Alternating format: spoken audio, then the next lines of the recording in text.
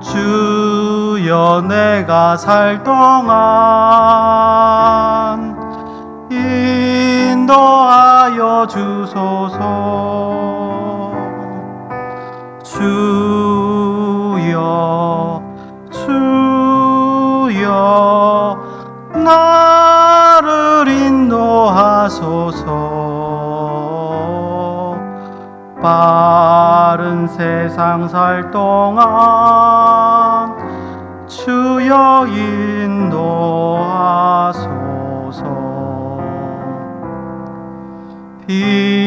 피난처인 예수여 세상 물결 험할 때 크신 은혜 베푸사 나를 숨겨주소서. 주여 주여 나를 인도하소서. 빠른 세상 살 동안 주여 인도하소서.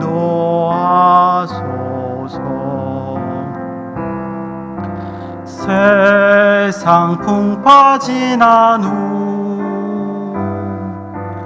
영화로운 나라와 눈물 없는 곳으로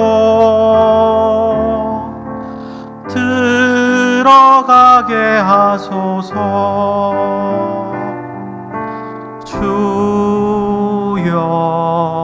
주여 나를 인도하소서.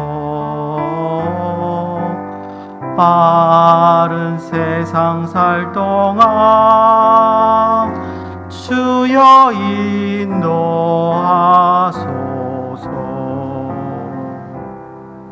아멘.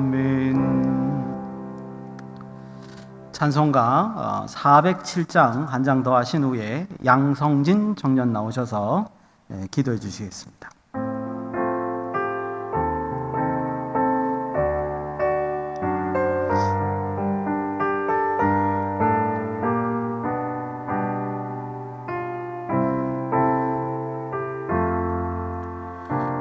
구주와 함께 나 죽었으니 구주와 함께 나 살았도다. 영광의 그날에 이르도록 언제나 주만 바라봅니다. 언제나 주는 날 사랑하사 언제나 새 생명 주시나니 영광의 그날에 이르도록 언제나 주만 바라봅니다.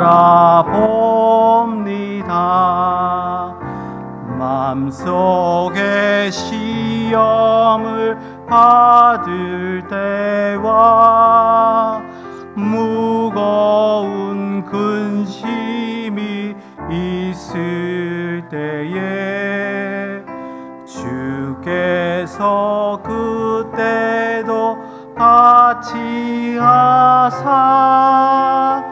언제나 나를 도와주시네.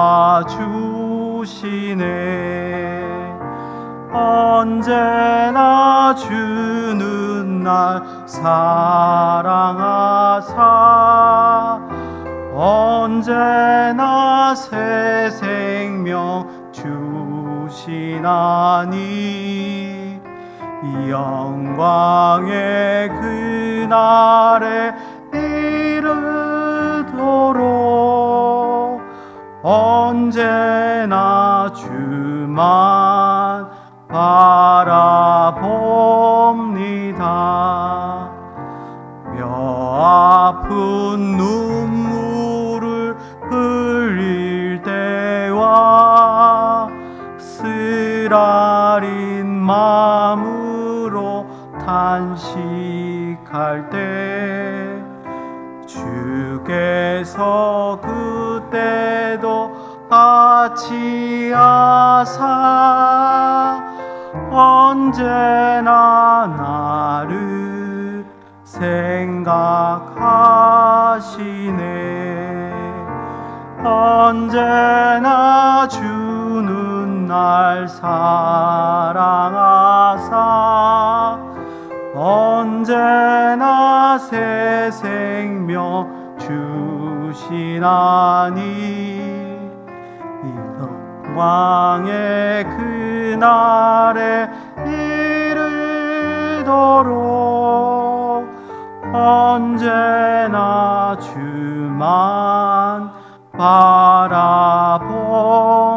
바라봅니다. 내 몸의 약함을 아시는 주, 못 고칠 질병이 아주 없네. 괴로운 날이나 기쁜 때나 언제나 나와 함께 하시네. 언제나 주는 날 사랑하사 언제나 새 생명 주시나니 영광의 그날이 이르도록 언제나 주만 바라봅니다.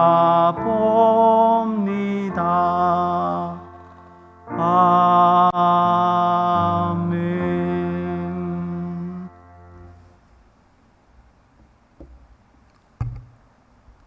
하나님 아버지, 오늘도 주님 앞에 나와 예배할 수 있게 해주신 은혜에 감사드립니다. 이 시간 주님께 예배하는 우리 모두에게 큰 은혜로 함께하여 주시옵소서.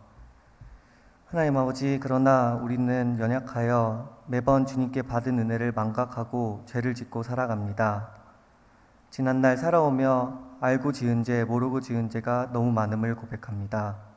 아버지, 이 시간 주님 앞에 회개하오니 깨끗이 하여 주시옵소서. 하나님 아버지, 지금 우리 사회는 코로나19라는 감염병으로 인해 큰 혼란 속에 빠져 있습니다. 정치적으로, 사회적으로 분열이 일어나고 그 책임만 서로에게 미루는 안타까운 상황에 놓여 있습니다. 아버지께서 개입하여 주셔서 하루빨리 세계가 코로나19로부터 자유로워지게 하여 주시고 모든 신앙인들이 주님 앞에 자유로이 나와 예배할 수 있는 날이 오게 하여 주시옵소서. 하나님 아버지, 이 시간 연애, 결혼과 신앙이라는 주제로 특별한 세미나를 듣습니다. 비록 영상으로밖에 참여할 수 없는 상황이지만 집중할 수 있게 도와주시고 많은 깨달음을 얻는 유익한 시간이 될 수 있도록 우리 청년들의 마음을 준비시켜 주시옵소서. 마치는 시간까지 함께 하실 것을 믿사오며 거룩하신 예수님 이름으로 기도드립니다. 아멘.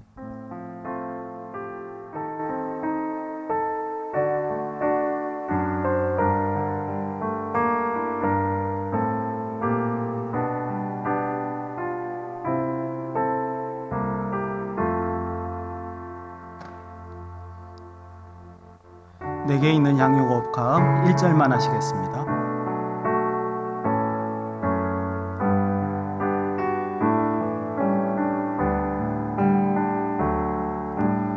내게 있는 향유옥합 주께 가져와 그 발 위에 입 맞추고 깨뜨립니다.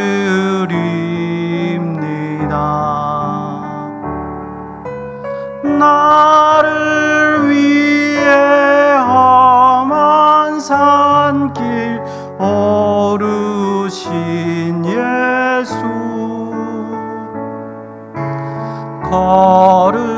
걸음마다 크신 사랑 새겨 놓았네. 참으로 고마우신 아버지 하나님 은혜를 감사합니다. 거룩한 주익을 잊지 아니하고 아버지 하나님 방송으로 또 이렇게 나와 하나님 앞에 예배드릴 수 있도록 인도하여 주심을 감사합니다. 언제나 어디서나 하나님을 기억하면서 사는 우리 모두가 될 수 있도록 도와주시옵소서. 하나님의 말씀이 우리 가운데 있는 그런 교회가 될 수 있도록 인도하시고 함께하여 주시옵소서. 아버지 하나님, 빈손으로 오지 않고 하나님 앞에 나올 때에 헌물을 드린 손길들이 있습니다. 하늘에서 기억하시고 함께 하시사 하늘의 놀라운 복으로 땅의 기름진 복으로 채워주시되 오직 하나님의 영광을 위하여 달려갈 수 있는 우리 모두가 될 수 있도록 인도하시고 함께하여 주시옵소서. 물질이 쓰이는 곳마다 하나님의 역사가 일어나서 하나님의 기적을 맛보는 우리 모두가 될 수 있도록 인도하시고 함께하여 주시옵소서. 오직 하나님께서 우리를 인도하여 주실 줄 믿사오며 걸어가신 예수님의 이름으로 감사드리며 기도드리옵나이다. 아멘.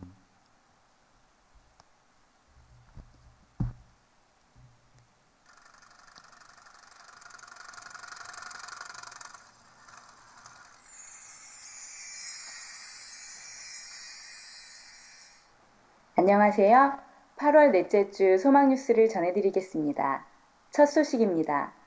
코로나19의 확산으로 인하여 우리는 또다시 영상 예배를 드리게 되었습니다. 이 조치가 해제될 때까지 가정에서 온 식구들이 모여서 영상으로 주일 예배를 잘 드리시기 바랍니다. 교육부서는 각 부서마다 영상 촬영을 하여 같은 예배 시간에 송출하여 드리겠습니다. 그리고 청년부도 오후 2시에 실시간 영상 예배를 드리겠으니 가정에서 한 마음으로 예배에 참여해 주시기 바랍니다. 새벽 예배는 예배 실황을 녹음하여 송출해 드리고 수요일 저녁 예배는 실시간 영상 예배로 대체합니다. 아무튼 이럴 때라도 예배를 소홀히 하거나 경건 생활에 게으르지 않기를 바랍니다. 담임 목사님은 약 3주 동안 안식월을 잘 보내고 오셨습니다. 이번에는 신구약 성경의 개론을 연구하셨습니다. 기도해 주시고 도와주신 여러분들에게 감사를 드립니다. 담임 목사님은 이번 월요일부터 목요일까지 목회대학원 강의가 있습니다. 2020년 하반기 장학금 수혜자는 다음과 같습니다. 대학원생은 김영광, 김하민 청년, 대학생은 이가영, 강사랑, 최동수 청년입니다. 2부 예배 시 장학금을 전달하겠습니다. 8월의 주제는 크리스찬의 정체성과 교회입니다. 예수님 안에서 변화받은 우리의 축복된 정체성으로 세상을 하나님의 나라로 변화시켜 나가는 소망교회가 됩시다. 전국의 기록적인 폭우로 인하여 재산과 인명피해를 입은 사람들이 많습니다. 이들의 어려움과 탄식과 고통에 조금이나마 동참하며 도움이 되고자 사랑의 모금을 하고자 합니다. 이달 말까지 정성스럽게 구호금을 해주시면 모아서 필요한 곳에 전달하도록 하겠습니다. 여러분들의 많은 참여를 바랍니다. 우리 교회에서 파송한 선교사님을 위해 기도해 주시기 바랍니다.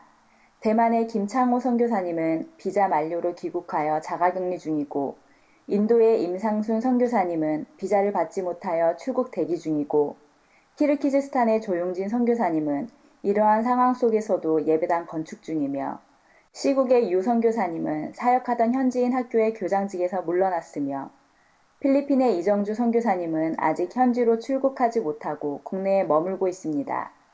그 외에 일본과 멕시코의 선교사님들께서도 사역에 어려움과 제한이 많다고 합니다. 여러분들의 지속적인 기도가 필요합니다.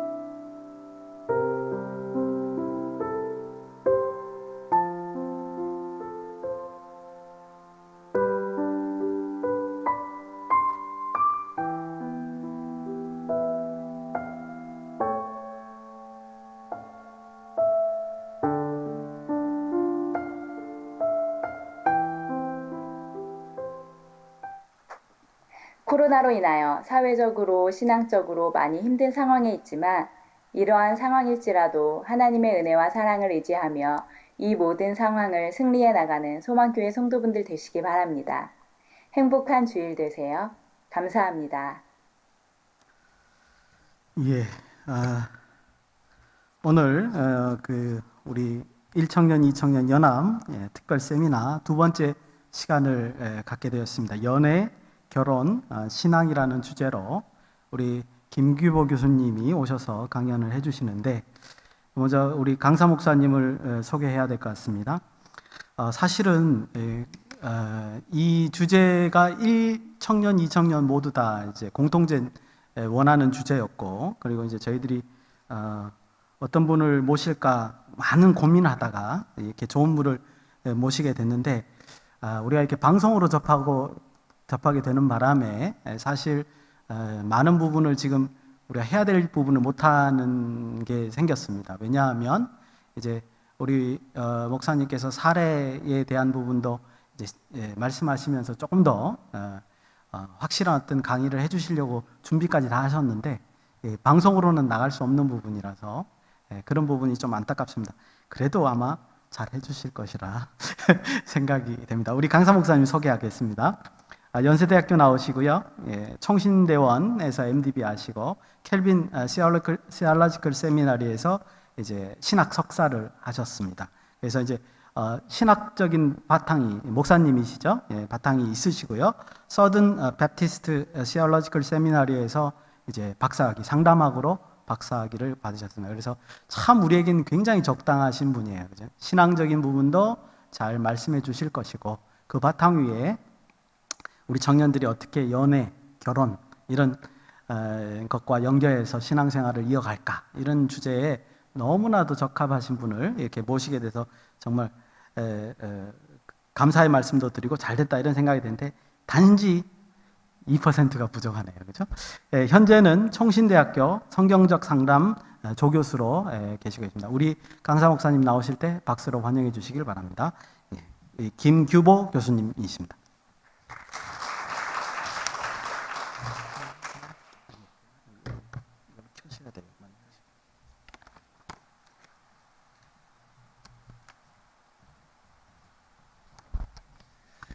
안녕하세요. 반갑습니다.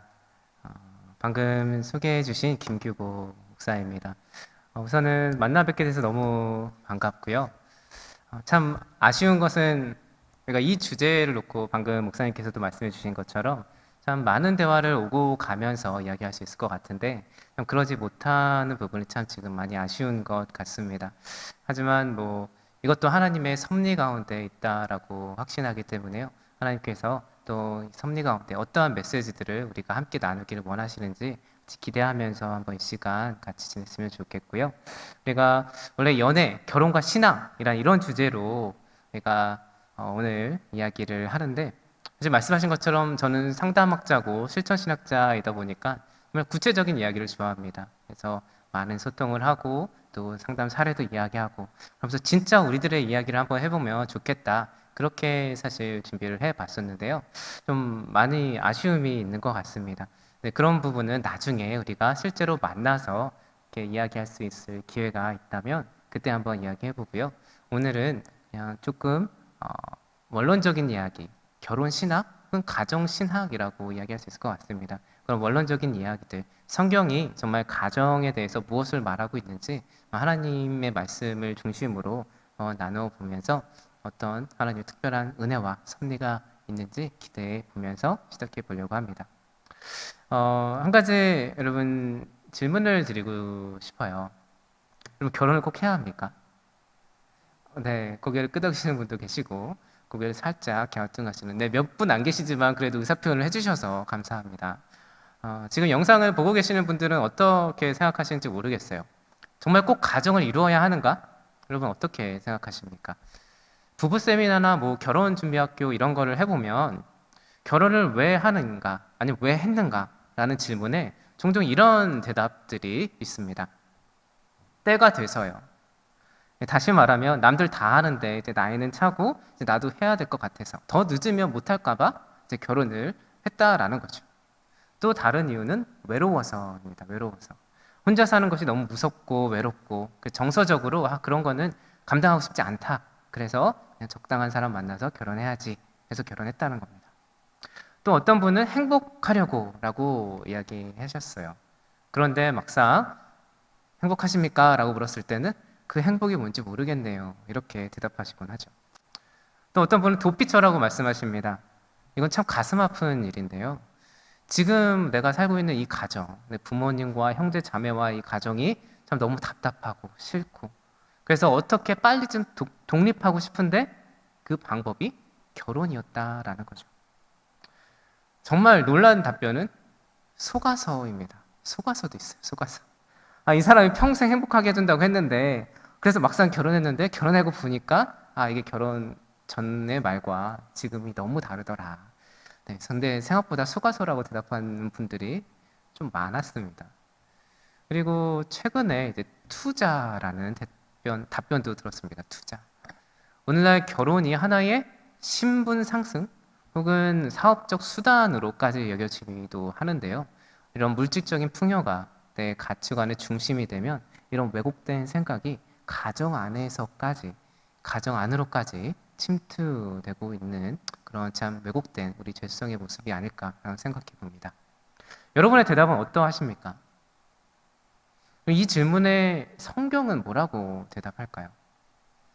사실 이 질문에 대답하기 위해서 우리는 성경이 가정을 어떻게 이해하는지 먼저 살펴볼 필요가 있습니다.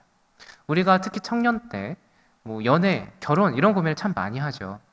그런데 가정에 대해서는 그렇게 깊이 있게 고민하는가? 그렇지 않은 경향이 있습니다. 가정과 연애, 결혼 이것을 분리해서 생각하는 경향이 있다는 것이지요. 근데 사실 결혼은 궁극적으로 가정의 시작이고 연애는 건강하고 거룩한 가정을 위한 준비 단계이기 때문에 이것은 분리될 수 없는데 우리는 이 가정이라는 것을 좀 별개로 생각하고 결혼과 연애를 생각하는 경향이 있다는 것입니다. 그래서 사실 정말 건강하고 바른 연애, 바른 결혼을 위해서는 성경적인 가정에 대한 이해가 먼저 필요합니다. 그렇다면 성경이 과연 이 가정에 대해서 어떻게 이야기하고 있는지 한번 같이 살펴보려고 하는데요. 참고로 저는 세 자녀가 있습니다. 딸 둘에 아들 하나가 있고요. 세 자녀의 아버지고 또 한 아내의 남편으로 남편 되는 법, 또 좋은 남편 되는 법, 또 좋은 아버지 되는 법 열심히 노력하면서 배우면서 자라나고 있는 한 가정의 가장입니다. 혹시라도 오해하실까봐 잠깐 말씀드렸어요. 네, 오해하신 분이 없으신 것 같네요. 자, 그럼 성경적으로 이제 가정이 뭘 말하고 있는지, 성경이 가정에 대해서 어떻게 말하고 있는지 한번 살펴보려고 하는데요. 그래서 성경은 우리의 모양과 형상대로 남자와 여자를 만드시고 그리고 그들을 한 몸으로 만드셨다. 한 몸을 이루게 하셨다라는 이 기록으로부터 우리는 성경적 가정의 기원을 살펴볼 수 있습니다. 즉 다시 말하면요, 이 가정이라는 것은 하나님의 형상대로 지음받은 남자와 여자가 한 몸을 이루는 하나님의 창조 질서다. 그렇게 이야기할 수 있을 것 같습니다. 하나님께서 주신 창조 질서다. 이런 개념을 통해서 우리는 아주 중요한 두 가지 핵심적인 개념을 얻을 수 있습니다. 첫 번째는요, 우리의 가정은 하나님께서 주신 은혜다라는 것입니다. 하나님께서 주신 은혜다. 가정은 하나님께서 우리에게 주신 은혜입니다.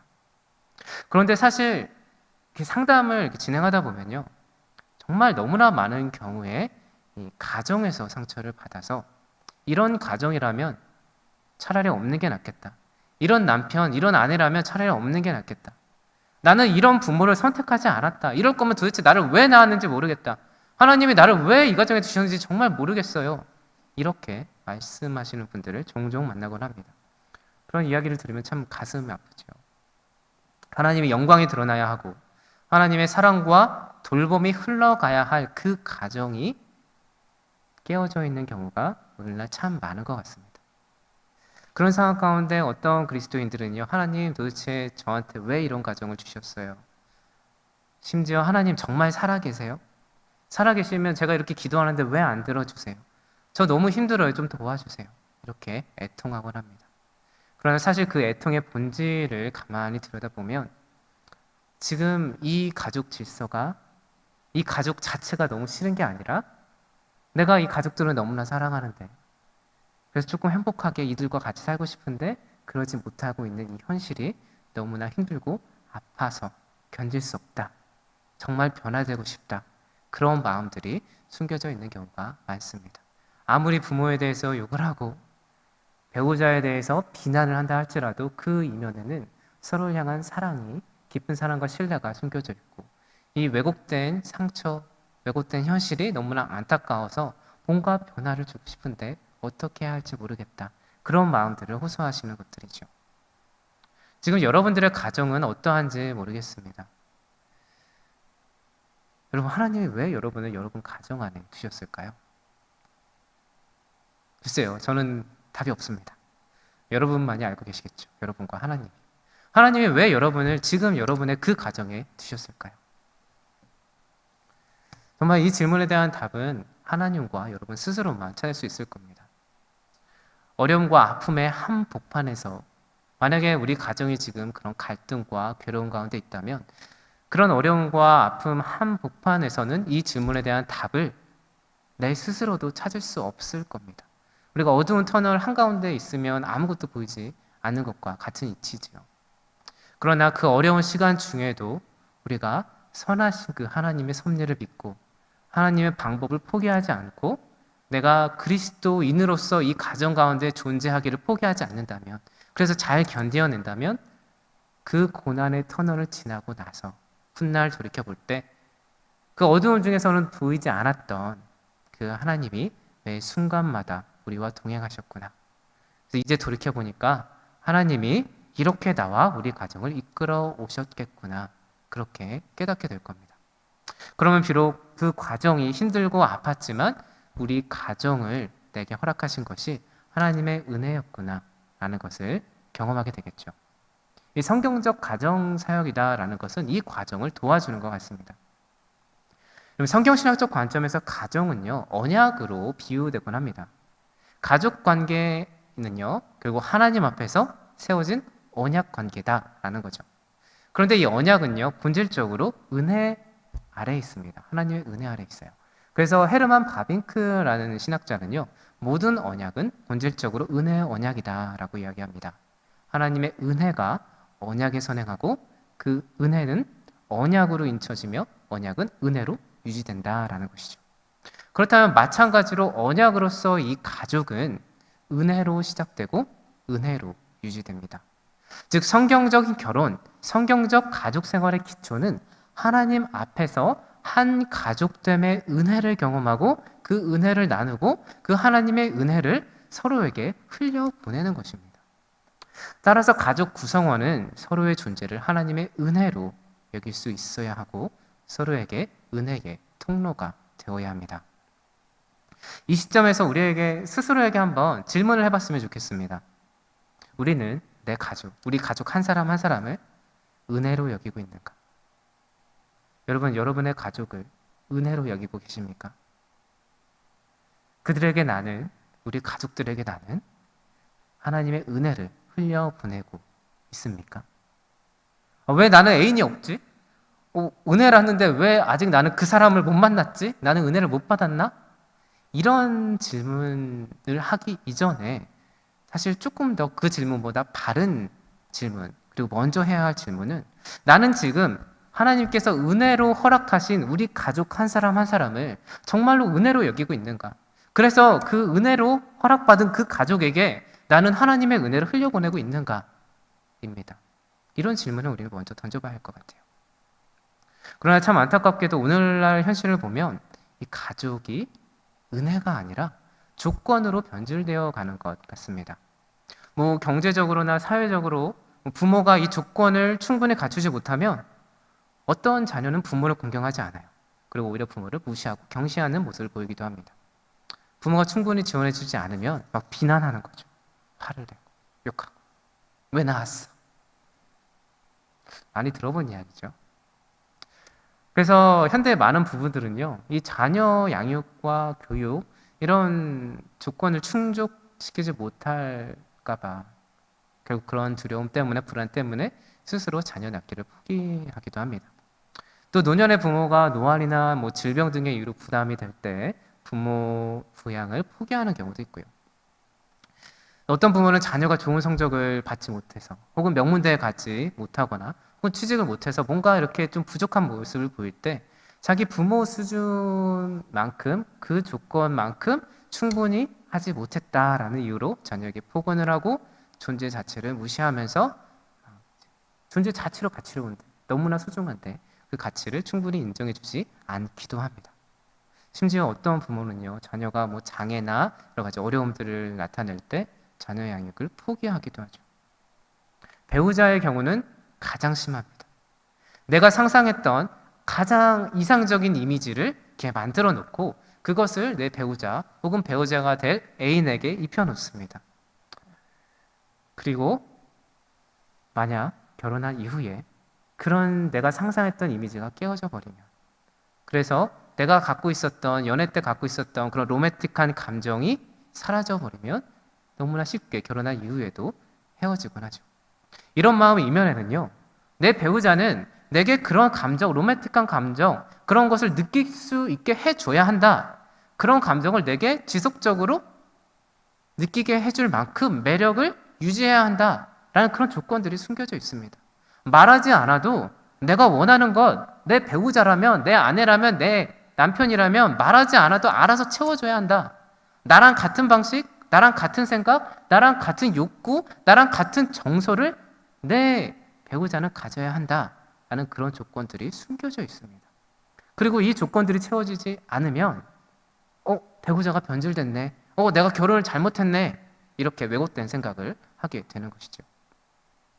이런 현실 가운데 가정이 하나님께서 허락하신 창조 은혜다라는 것을 기억하는 것은요, 우리에게 너무나 중요한 성경적인 가족 생활의 원리를 제공해 줍니다. 하나님께서 우리를 그의 언약 가족으로 선택하셨을 때 여러분, 하나님께서 어떻게 하셨습니까? 하나님께서는요, 우리가 언약에 들어오기 위해 이런 조건을 충족해야 한다, 그렇게 말씀하시지 않았습니다. 그렇게 행하시지 않으셨어요. 우리가 이룰 수 없는 율법의 그 모든 조건을 성자 하나님께서 직접 다 이루셨고 우리를 은혜로 그의 영원한 자녀 삼아 주셨습니다. 따라서 언약 가정 안에서 우리들은 부모에게, 자녀에게, 배우자에게, 가족에게 가족이 되기 위한 조건을 요구할 수 없습니다. 왜냐하면 하나님께서 언약을 그렇게 만드시지 않으셨기 때문입니다. 그리고 그것이 이루어지지 못했을 때 우리 쉽게 분노하고 막 섭섭해하는데요, 그럴 수 없습니다. 왜냐하면 가족은 은혜이기 때문입니다. 내가 좋아하건 싫어하건 내가 선택하건 그러지 않았건 상관없이 우리의 부모는 은혜입니다. 우리의 형제 자매는 은혜입니다. 내 배우자는 은혜입니다. 우리가 서로의 존재를 은혜로 바라보기 시작할 때 조건에 지배되었던 서로를 향한 실망과 섭섭함은 점점 사라지게 될 것이고요, 서로를 향한 긍휼의 마음이 솟아나게 될 겁니다. 그리고 그렇게 은혜로 가족을 바라볼 수 있는 사람들이 여러분들이 되어 주신다면, 여러분, 그런 여러분 옆에 여러분을 은혜로 동일하게 여길 줄 아는 그런 사람이 생기지 않겠습니까? 내가 은혜로 가족을 여기고 그런 삶을 연습해 가다 보면 자연스럽게 그런 은혜가 무엇인지 아는 사람이 이 사람을 소중히 여기고 귀하게 여기면서 그 은혜를 소통하려 할 거다라는 거죠. 여러분, 정말 좋은 사람과 연애하고 싶으십니까? 정말 좋은 사람과 은혜를 나누면서 은혜가 나누어지는 결혼 생활 하고 싶으십니까? 우리가 먼저 우리의 가족을 은혜로 여기는 그런 생각을 하고 그런 연습을 해 나가야 할 줄 믿습니다. 두 번째, 이 창조 질서에서 우리가 얻을 수 있는 또 특별한 말씀은요, 가정의 질서를 세우는 규범은 바로 하나님의 말씀이다라는 것입니다. 하나님께서 창조하셨으니까 이 가정의 질서를 만드시는 분도 하나님이다라는 것입니다. 그래서 그분의 말씀대로 살아가는 것이 좋은 가정이 되는 방편이라는 거죠. 너무나 당연한 이야기죠. 그러나 너무나 중요하기 때문에 또 한 번 강조합니다. 다시 말하면 우리 그리스도인들 가정의 주인은 하나님이십니다. 오늘날 가정은요, 점점 내가 주인이 되어 갑니다. 자기가 주인이 되어 가요. 내가 주인이 되고 싶어 합니다. 그래서 화를 내고 강요도 해보고요. 내 말에 공감해주지 않으면 분노합니다. 그래서 젊은 세대들은요, 그런 가족 안에서 어떻게든 빨리 독립하고 싶어 해요. 그것도 어쩌면 내가 주인이 빨리 되고 싶어 하는 마음이죠. 또 부부 간에는요, 서로 어떻게든 이기려 하고요. 심지어 부모와 자녀 사이에서도 이런 힘싸움을 하는 경우를 많이 보곤 합니다. 여러분 잘 아시는 그 팀 켈러 목사님이 이 가정에 대해서 이런 말씀을 하시는데요. 가정 생활의 갈등을 야기하는 가장 큰 장애물은 죄에서 비롯된 지독한 자기 중심성이다. 이렇게 표현을 하셨어요. 지독한 자기 중심성. 상대방의 자기 중심성을 자신의 자기 중심성으로 막 응수하고 보복하는 그 죄성이 현대 가정을 붕괴하는 핵심이다라고 아주 강력한 어조로 팀켈러 목사님은 말씀하고 계십니다. 그분의 언어를 그대로 한번 빌려보자면요. 자기 중심성은 상대방의 이기적인 면모에 대해서는 예민하게 반응하고 불쾌해하며 억울해하고 낙담하지만 자신도 똑같은 성질을 가졌다는 점은 보지 못하게 만드는 특성을 갖고 있다. 그러니 참 세게 말씀하세요. 그러니 관계에는 발전이 없고 늘 자기 연민과 분노, 절망의 구렁텅이로 끌려들 수밖에 없는 것이다. 정말 세게 말씀하셨죠. 이것이 오늘날 가정을 바라보니까 이 목사님은 그렇게 보인다라는 겁니다. 근데 정말 많은 가정이 이것과 다르지 않은 것 같습니다. 이렇게 왜곡된 현대 가정의 질서 가운데 하나님께서 우리 가정의 주인이다라는 이 메시지는요, 다시금 가정 안에서 하나님의 주권, 곧 하나님 중심의 질서를 회복할 것을 촉구하고 있습니다. 우리의 가정의 주인은 하나님이십니다. 이 가정의 주인을 나로부터 하나님께로 돌려드리는 이 주권의 이양은요, 결국 자기의 생각과 판단을 진리로 착각하고 자기 주장을 고집부리던 그런 죄성을 내려놓고 하나님의 주권적인 말씀 앞에 스스로를 복종시키는 방편이 될 것입니다. 이렇게 하나님의 주권이 각 가정 가운데 살아나면요, 부부 사이에는 피차 복종하라는 그 말씀에 순종하게 될 것입니다. 그리고 자녀는 부모를 공경하라, 이것이 약속 있는 첫 계명이다 라는 이 말씀에 순종하게 될 것이고요, 부모는 자녀를 노엽게 하지 말고 오직 주의 교훈과 훈계로 양육하라 라는 그 말씀에 순종하게 될 것입니다. 이런 가정에서는 하나님의 영광이 나타나겠죠. 그래서 각 가정 안에 감사와 기쁨이 있을 것입니다. 여러분, 이 시간 이 영상을 보고 계시고 이 자리에 함께 계신 여러분들 가정 가운데 하나님의 주권이 회복되기를 소망합니다. 이것을 위해서 여러분 자기 중심성, 죄성 내려놓으시고요, 하나님께 이 주권을 이양하는, 그래서 하나님 말씀에 온전히 순종해보는 그런 노력들, 그런 결단 해보시면 좋겠습니다. 그러면 그런 여러분을 통해서 하나님의 은혜와 섭리가 여러분 가정 가운데 온전하게 펼쳐질 줄 믿습니다. 그리고 여러분 한번 상상해 보세요. 여러분이 만약 그런 사람이다. 내가 지금 이 가정에서 그렇게 자랐고 그렇게 행하고 있고 또 그런 누군가를 만나서 그런 가정을 만들어낸다. 여러분, 정말 여러분이 꿈꾸는 것 이상의 하나님께 영광이 되고 우리에게 감사와 기쁨이 되는 가정 만들어질 줄 확신합니다. 우리가 진짜 준비해야 할 것, 우리가 연애를 하면서 아니면 누군가를 만나기 위해서 결혼을 준비하면서 정말 준비해야 할 것, 어쩌면 하나님 말씀에 절대적으로 순종하는 것, 하나님께 우리의 주권을 이양하는 것, 이 훈련이 아닌가 생각해 봅니다. 이것이 잘 이루어질 때 여러분 정말 귀한 분, 귀한 배필 만나서 행복한 가정 꾸리게 될 줄 확신합니다. 두 번째 우리가 성경을 통해서 찾아볼 수 있는 성경적 가정의 질서는요, 독처함이 좋지 않아서 하나님께서 돕는 배필을 주셨다라는 것입니다. 다시 말하면 가족은 협력 공동체라는 거예요. 이 돕는 배필을 에체르 네가드라고 하는데요. 여러분들의 이제 목사님, 이게 박연복 교수님이 구약학자시고 성경 해석자시기 때문에 더 많이 알고 계실 거여서 제가 감히 이렇게 풀어내기가 너무 어려운데요. 자세한 거는 여러분 목사님께 한번 물어보시고요. 제가 좀 이렇게 공부하면서 이 돕는 배필이라는 것을 이렇게 좀 연구해 봤을 때, 여러분 에체르가 이제 돕는다라는 뜻을 갖고 있고요, 네가드가 이제 파트너, 동능자라는 배필의 의미를 갖고 있는데요. 이 성경에서 이 에제르라는 단어가 16번 나온다고 합니다. 그런데 그 중에 15번이요. 사람을 돕는 자로서 하나님의 구원 역사, 그것을 지칭할 때 사용된다고 해요. 근데 유일하게 이 창세기 2장 18절에서 하와를 아담의 에제르, 돕는 자로 표현하고 있다는 것입니다. 이것을 조금 다르게 적용해 보면 이 에제르는 구약에서 돕는 자, 좀 구원자로서의 의미가 더 강하다라는 것이죠.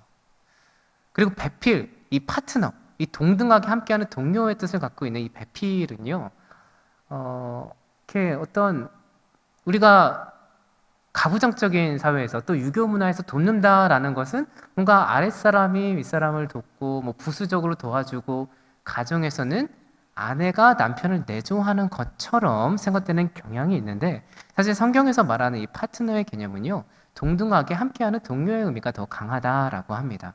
즉 하나님의 구원 사역을 위해서 각 가정 가운데 성경적으로는 아담과 하와에게 하나님께서 주신 사명과 뜻이 있는데 그 섭리가 있는데 그것을 아담과 하와가 함께 협력해서 이루어내는 그것을 함께 해나가는 것이 이 결혼 공동체라는 것이죠. 그래서 이 개념에서 우리가 다시금 생각해야 할 부분은 오늘날 이 한국 사회에서 그리고 한국 기독교에서 잘못 생각된, 잘못 전파된 그런 부분들, 내조에 대한 개념들을 다시금 생각해 볼 필요가 있습니다.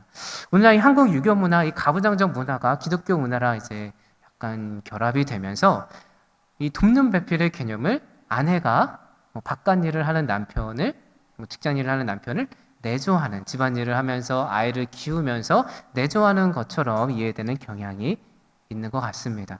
그래서 결혼하면 여자는 경력 단절녀가 되는 경우가 많고요.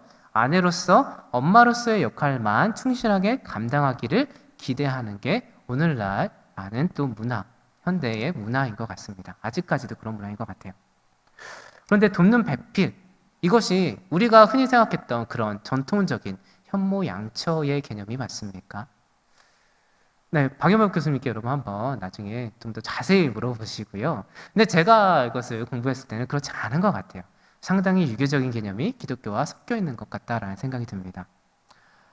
그래서 참 안타깝게 제가 이렇게 사역을 하면서 만났던 많은 청년 자매님들 중에 정말 신실한 자매님들 중에 이런 기도를 하시는 분들을 종종 보곤 해요.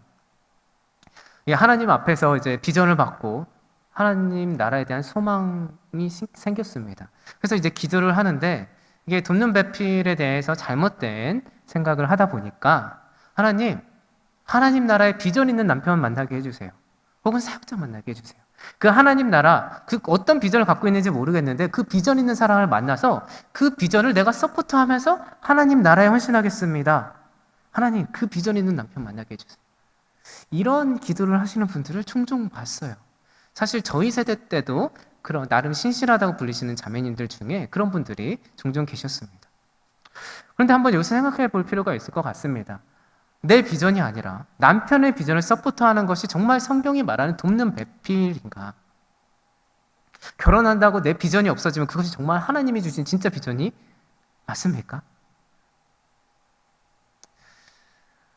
우리들 각 사람이 하나님의 형상으로 하나님의 영광을 드러내는데 여성으로서 나를 향한 하나님의 궁극적인 그 부르심이, 그 비전이 남편을 서포트하는 것이다. 그것이 하나님이 형상으로 돕는 배필로 만든 나의 궁극적인 정체성이다.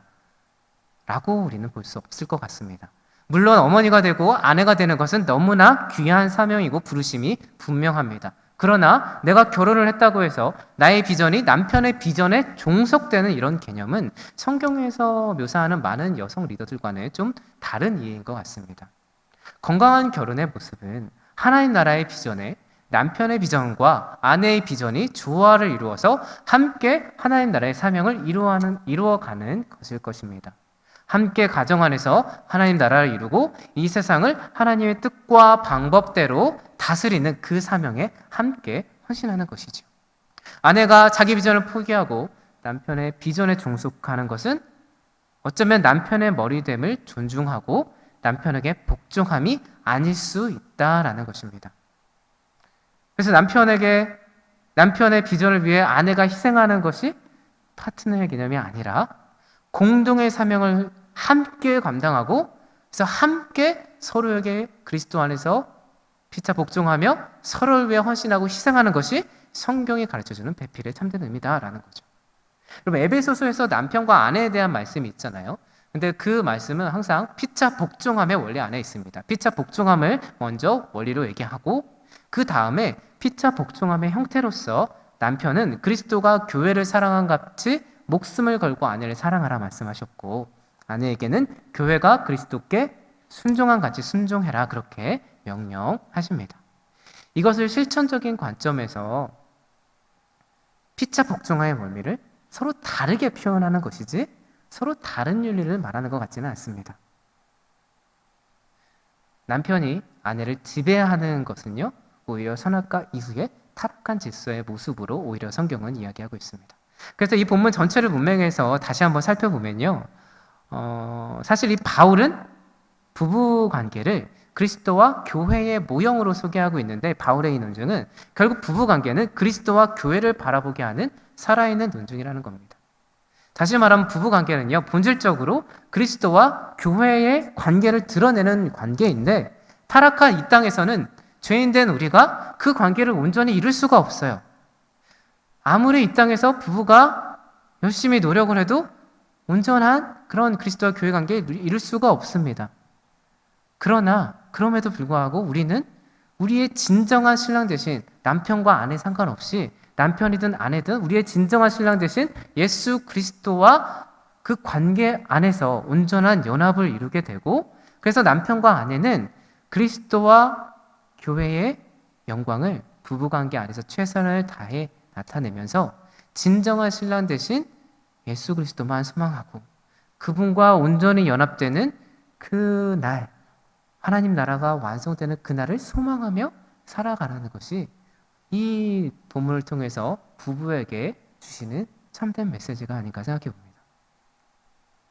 따라서 남편이 머리라는 말을 우리는 가부장적인 권위로 이해해서는 안 될 것 같고요.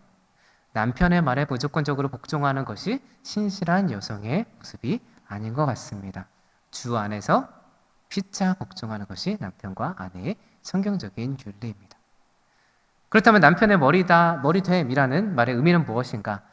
네, 구체적인 것은 아까도 말씀드렸다시피 여러분 박용복 교수님께 한번 구체적인 걸 물어보시고요. 저는 적용만 해보자면 당시 이 가족 문화를 생각해 보면 한 가족이 종의 가족들까지 포함해서 100명 이상 정도가 되잖아요. 근데 그런 사회 속에서 가장이라는 것은 가정은 가장을 중심으로 한 하나의 사회 단위였습니다.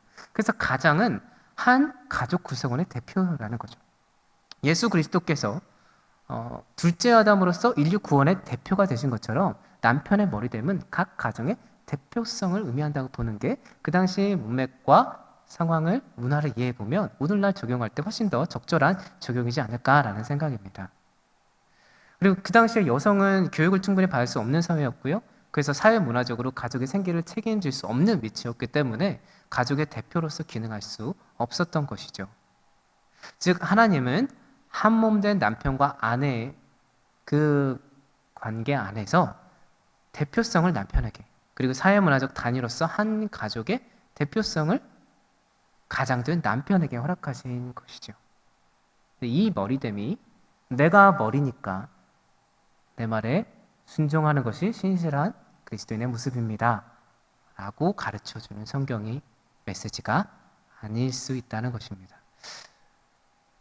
정리해보면요, 즉 남편과 아내는 하나님의 영광을 함께 그 가정 안에서 충만하게 드러내고 그 사명에 함께 협력해서 이루어가는 협력 공동체이다 라는 말씀입니다. 그래서 여러분 혹시 이 자리에 함께 계신 청년분들, 여성분들 비전을 품으시고 그것을 위해 열심히 노력하시고 그것을 이루어 가시기 부탁드립니다. 결혼했다고 해서 그것을 다 포기하실 필요가 없습니다. 꼭 직업을 얘기하는 것이 아닙니다. 하나님께서 정말 여러분들에게 주신 비전이라면 우리가 내 비전이 남편에게 종속되는 그런 개념이라기보다는 남편의 비전과 아내의 비전이 함께 조화를 이루어서 그 가정 가운데 주신 하나님의 섭리와 하나님의 뜻을 온전히 이루어가게 하실 것입니다. 내가 그렇게 열심히 준비되어 가다 보면 그런 사람이 나의 비전과 함께 조화를 누릴 그 사람이 옆에 있게 될 것이고요. 그 사람이 보이게 될 것이고 그 사람과 함께 하나님 비전에 협력하면서 나아가게 된다면 정말 귀한 하나님 나라의 삶을 여러분 가정 가운데 이뤄낼 수 있지 않을까 생각해 봅니다. 다음 세 번째 원리는요. 뼈 중에 뼈, 살 중에 살입니다. 너무나 유명한 말씀이죠. 결국 가족은요. 사랑 공동체이다라는 겁니다. 하나님은요. 아담이 하와를 보는 순간 사랑에 빠지게 하셨어요. 여러분 지금 사랑하시는 분 계십니까? 아니면 아직 사랑의 관계를 뭔가 이렇게 만들어가지는 못했지만 속으로 막 짝사랑하고 계신 그런 분 혹시 계신가요? 아담도 그러했던 것 같아요. 하와를 탁 보면서 한순간에 사랑에 빠지게 하셨어요. 내 뼈 중에 뼈, 살 중에 살이다. 이렇게 표현합니다. 아가서의 내용도 보면 서로 막 정신없이 사랑에 빠지는 것을 묘사하고 있지 않습니까? 근데 여러분 이 본문, 이 뼈 중에 뼈요, 살 중에 살이다 라는 이 본문을 영어로 읽어볼 때 이 본문에 at last라는 단어가 숨겨져 있습니다. at last. 마침내, 드디어 마침내 내 뼈 중에 뼈, 내 살 중에 살을 만났다라는 것을 강조하고 있는 거죠. 나라는 존재가 좀 완성되지 않았는데 드디어 내 살 중에 가장 소중한 살, 내 뼈 중에 가장 소중한 뼈, 곧 나의 한 몸 된 그 사람을 만났다라는 겁니다. 여러분 너무나 로맨틱한 메시지 아닙니까? 연애 편지 때 이렇게 좀 제가 사실 옛날에 써봤는데 별로 효과는 없었어요. 뼈 중에 뼈, 살 중에 살, 이게 별로 감동적이지 않더라고요. 근데 내 뼈 중에 가장 소중한 뼈다. 내 살 중에 가장 소중한 살이다. 오늘날 표현을 어떻게 하면 좋을지 모르겠어요. 그런데 너무나 로맨틱한 이야기입니다. 이런 거 보면 그리고 성경 아가서만 봐도 성경은요 남녀 간의 이 로맨틱한 사랑을 부정하지 않습니다. 종종 사랑하는데 사명을 위해서 결혼하시는 분들이 계세요.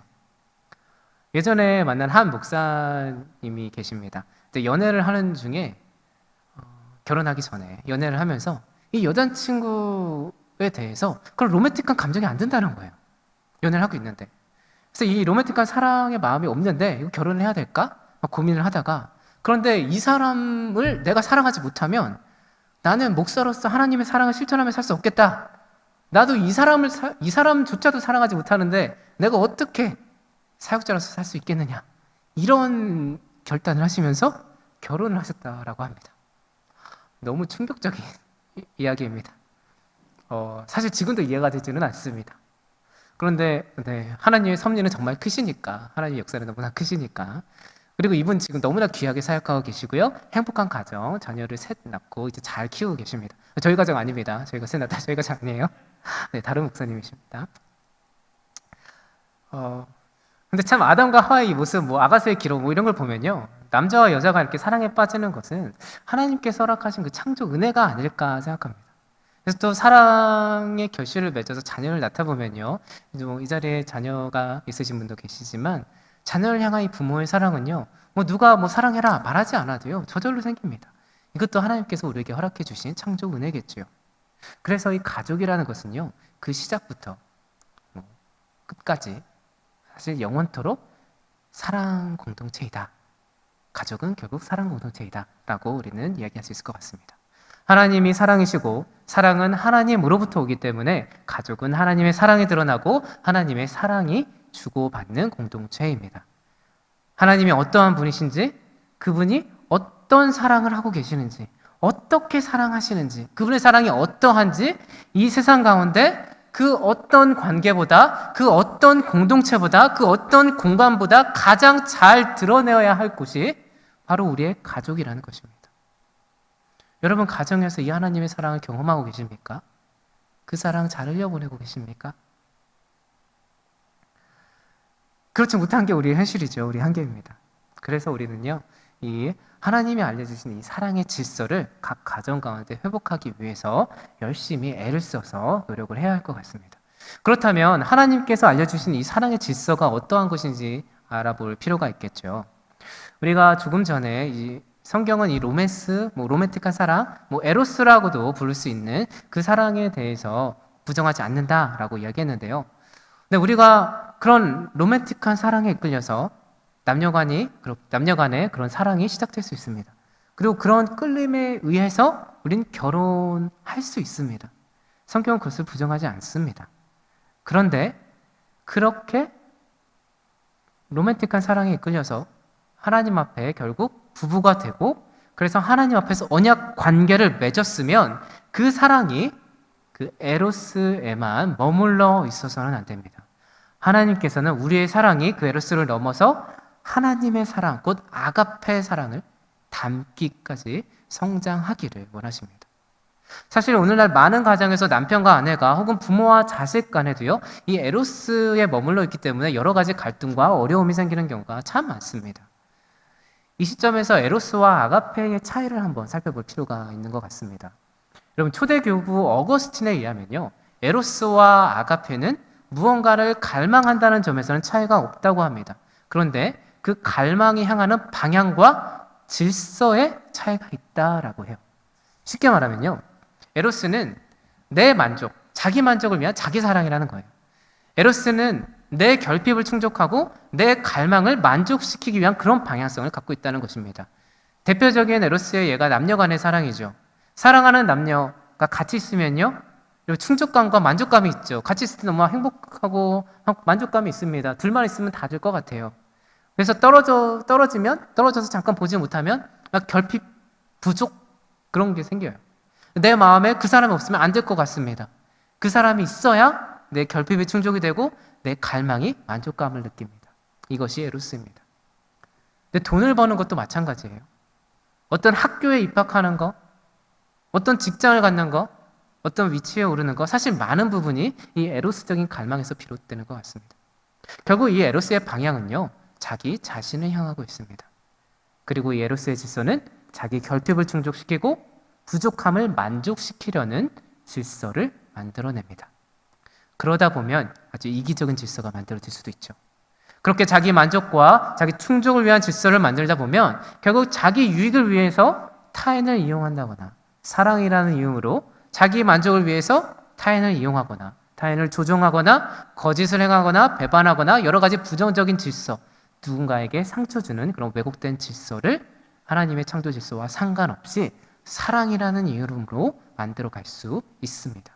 그러나 실상은 정말 왜곡된 자기만의 이기적인 죄된 질서이죠. 이런 에로스 사랑은요, 본질적으로 다 거래입니다. 거래. 내가 이것을 원하니까 너한테 이거 해줄게. 그러니까 내가 너한테 이거 해줬으니까 너도 나한테 이거 해줘. 너는 나한테 이런 만족을 줘야 해. 그리고 그것이 충족되지 않았을 때 우리는 섭섭해하고 힘들어하고 때로는 상처받고 때로는 사랑하지 않는다 그러면서 화를 내기도 합니다. 어떻게 보면 우리들 대부분의 인간관계가 이런 에로스적인 거래가 아닐까라는 생각을 해봅니다. 사랑한다고 하지만 그래서 내가 사랑하니까 주는 거야 라고 말은 하지만 결국 그 사랑이 되돌아오지 않으면 마음이 어려워지죠. 분노하고 이거 사랑 아니다 그러고 이것이 어쩌면 우리들 인간의 한계인 것 같습니다. 심지어 부모와의 관계도 마찬가지. 부모님이 여러분 청년들이 많으시니까 그럼 부모님이 여러분 원하는 대로 안 해주시면 여러분 화나죠? 여러분 부모님에게 화 많이 내셨습니까? 왜 화나세요? 부모님이 여러분의 뜻대로 해줘야 될 의무가 없으시잖아요.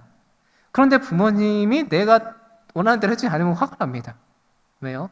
에레스적인 사랑이 그 안에 숨겨져 있기 때문입니다. 부모님들은 정말 다를까요? 부모님들도요, 자녀들이 내 말을 안 듣고 막 힘들게 하고 그러면요, 짜증내고 화냅니다. 다 키웠는데, 이제 장성했는데, 효도하지 않고 그러면요, 마음이 어렵고요, 상처받습니다. 화가 나요. 그래서 마음에 쓴뿌리까지 생깁니다. 왜요? 내가 희생하면서 헌신한 만큼 돌아오지 않았기 때문이에요. 역시 에로스적인 갈망입니다. 최근에 한 여성이 1년 반 동안 사귄 남자친구가 있대요. 근데 1년 반 동안 사귀면서 이 남자친구가 여자친구에게 한 번도 선물을 하지 않았다고 합니다. 요즘은 젊은 세대라 남자가 데이트 비용을 다 대지는 않았고요. 아마 우리 윗세대 어르신들은 다 남성분들께서 이렇게 남자가 데이트 비용을 대는데 그러지 않은 것 같습니다. 그래서 데이트 비용도 거의 반반 정도 내고 그랬는데 자기만 기념일 챙기고 자기만 생일 때 선물 주고 그런다는 거예요. 그래서 이 여자친구가 이 남자친구를 데리고 백화점도 가보고 몰도 가보고 이거 너무 예쁜 것 같아 막 이렇게 사인을 줘도 이 참 이렇게 좀 둔한 건지 의도적인 건지 그냥 구경만 하고 절대 사귀지 않는다는 겁니다. 그래서 물어보는 거예요. 이 남자친구 계속 사귀어야 돼요? 아니면 헤어져야 돼요? 자, 여러분들의 선택은 무엇입니까? 나는 사귀어야 한다. 네, 이게 실시간 영상이라서 네, 얼마나 헤어져야 한다. 네, 여기 계신 분들이라도 나는 이런 사람이랑 헤어지겠다. 네, 감사합니다. 네, 아무런 의견을 표현해주지 않으신 분들은 네, 아직 고민하고 계신 거죠. 대부분 사실 이제 얘기를 들어보면 못 사귈 것 같아요. 헤어질 것 같아요. 이런 대답을 합니다. 왜요? 남녀 간의 사랑은 결국 에로스적인 부분이 더 많기 때문입니다. 마치 보이지 않는 감정적인 거래 마냥 주고받는 것이기 때문이에요. 관계뿐만 아니라 조금 더 확장해보면요. 대학을 향한 에로스적인 갈망, 어떤 직장, 직업, 어떤 위치를 향한 에로스적인 갈망도 마찬가지입니다. 내가 열심히 이렇게 노력을 했어요. 열정적으로 사랑을 했습니다. 그런데 그 대학이, 그 직장이, 그 직업이 나를 선택해주지 않았어요. 그러면 우울해지죠. 절망합니다. 심한 경우 극단적인 선택까지 하고 맙니다. 왜요? 내가 투자한 열정과 내가 투자한 그 사랑에 비해서 돌아오는 것이 없었기 때문입니다. 역시 자기중심적인 에로스, 내 시간과 열정을 담보로 한 거래입니다. 그러나 아가페는 자기중심적이지 않고 거래적이지 않습니다. 아가페는 소위 그럼에도 불구하고의 사랑입니다. 자기 충족과 자기 만족을 위한 사랑이 아니라 그냥 상대방의 결핍과 부족 그 자체를 위한, 그것을 채워주기 위한 자기 헌신적인, 자기 희생적인 사랑입니다. 사실 여러분, 희생이라고 해서, 상대방을 위한 희생이라고 해서 그것이 다 아가페적인 것은 아닙니다. 만약 누군가를 위해서 희생하고 헌신하면서 우리가 그에 대한 어떤 대가를 원한다거나 그것을 혹은 말로는 안 했지만 마음속으로 기대하고 있다거나 칭찬이든 사회적인 덕망이든 무언가 그것을 통해서 내가 유익을 얻고 만족을 얻으려는 그런 것이 있다면, 그래서 그것이 충족되지 않았을 때 내가 섭섭해한다면 그것은 어쩌면 에로스적인 희생일 것입니다. 역시 남녀 간의 사랑이 좋은 예지요. 우리가 처음에 사랑한다고 하면서 온갖 헌신과 희생을 합니다. 나의 많은 시간과 돈, 노력을 투자하면서 정말 사랑을 막 표현하지요. 그런데 내가 그렇게 헌신하고 희생한 것만큼 이 상대방이 나를 인정해주지 않아요. 그만큼 나를 사랑해주지 않습니다. 내 헌신과 희생에 충분한 그 사랑을 보여주지 않습니다. 그러면 섭섭해하죠. 그러면 상처받죠. 나 사랑하지 않는구나. 결국 헤어지는 경우가 대부분입니다. 이것은 아가페처럼 보일 수 있지만 사실은 에로스입니다. 아가페는 다릅니다. 예수 그리스도께서 보여주신 것처럼 그럼에도 불구하고의 사랑입니다. 인류가 죄와 사망의 종노릇에서 죽게 되었을 때 예수님께서 어떻게 하셨습니까? 예수님께서는요, 인류의 결핍과 부족, 그 죄에 죽어가는 모습을 안타까워하시면서 그것을 대신 채워주기 위해 십자가에서 죽으셨습니다. 이 십자가 사랑은 우리에게 어떠한 조건, 어떤 대가를 요구하지 않았습니다. 예수님께서 직접 모든 조건, 모든 대가를 그분께서 직접 행하시고 우리에게 영생을, 구원을 은혜로 주신 것이 십자가 사랑입니다. 이것은요, 하나님께 어떤 결핍이 있고 하나님께서 어떤 부족함이 있어서 그 하나님께서 내가 이것을 통해서 어떤 만족감을 누리려고 이것을 행하신 게 아닙니다. 전적으로 우리 인간을 향한, 우리 인간의 결핍과 부족을 향한 하나님의 사랑이고 그것을 은혜로 채워주기 위한 하나님의 아가페입니다. 따라서 이 아가페의 방향은요, 나 자신을 향하지 않습니다. 아가페는 마치 하나님의 그 사랑이 나에게 차고 넘쳐서 넉넉하게 흘러 넘치듯이 그 사랑의 대상 그 자체를 향합니다. 그리고 이 사랑의 질서는요, 나의 만족과 유익을 위한 그런 질서를 만들어내는 것이 아니라 그 대상의 부족함과 결핍, 그 대상의 연약함을 은혜로 거저 값없이 그 값을 내가 대신 치러서라도 어떠한 대가와 조건을 바라지 않고 기꺼이 나를 내어주는 그런 질서를 창조하죠. 이 하나님의 아가페는요, 그렇기 때문에 결국 우리의 연애, 뭐 가족에서의 모습, 부모와 자녀와의 관계, 그 모든 상황 속에서 우리의 생각과 태도, 성품을 새롭게 합니다. 그래서 알버트 그린이라는 기독교 학자는요, 이런 사랑의 회복이 결국 오늘날 그리스도인 공동체가, 교회가 치열하게 몸부림치면서 이루어야 할 진정한 영적인 전투다라고 이야기합니다. 여러분 지금 무엇을 위해 싸우고 계십니까? 어떠한 영적 전투를 하고 계십니까? 우리 안에 이 아가페가 다시금 회복되는 것, 이것을 위해 우리는 치열하게 영적 전투를 나의 에로스적인 갈망 혹은 죄된 갈망과 싸워가면서 이겨내야 할 우리의 영적 전투인 것 같습니다.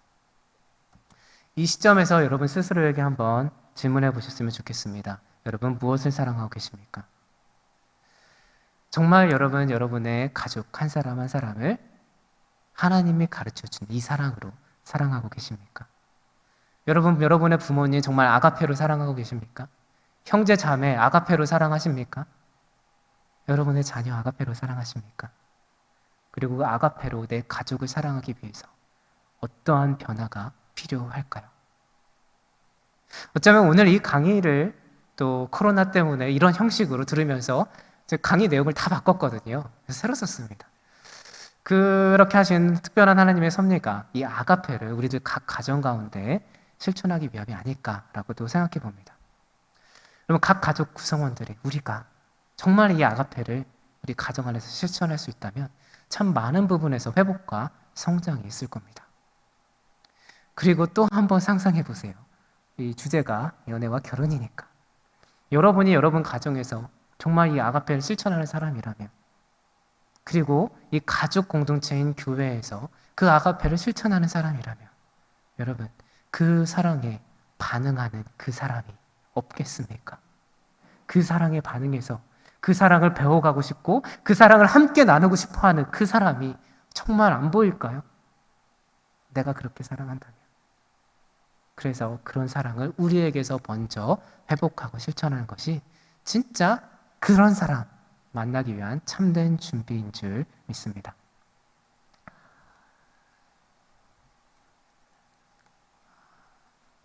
네, 또 한 가지, 우리가 이제 많이 남지 않았습니다.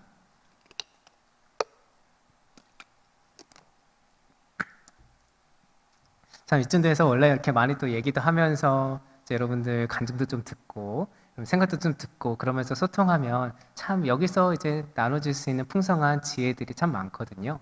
나중에 그런 기회도 여러분 혹시 소모임이나 이런 거 할 때 이런 주제들 가지고 같이 이야기하고 여러분들의 삶의 현실을 좀 돌이켜보면서 이야기하다 보면요, 아 내가 참 이런 부분이 부족했구나, 이런 부분을 좀 변화시켜야겠다 많은 여러분 삶의 실질적인 또 구체적인 변화가 있을 것이라 생각합니다.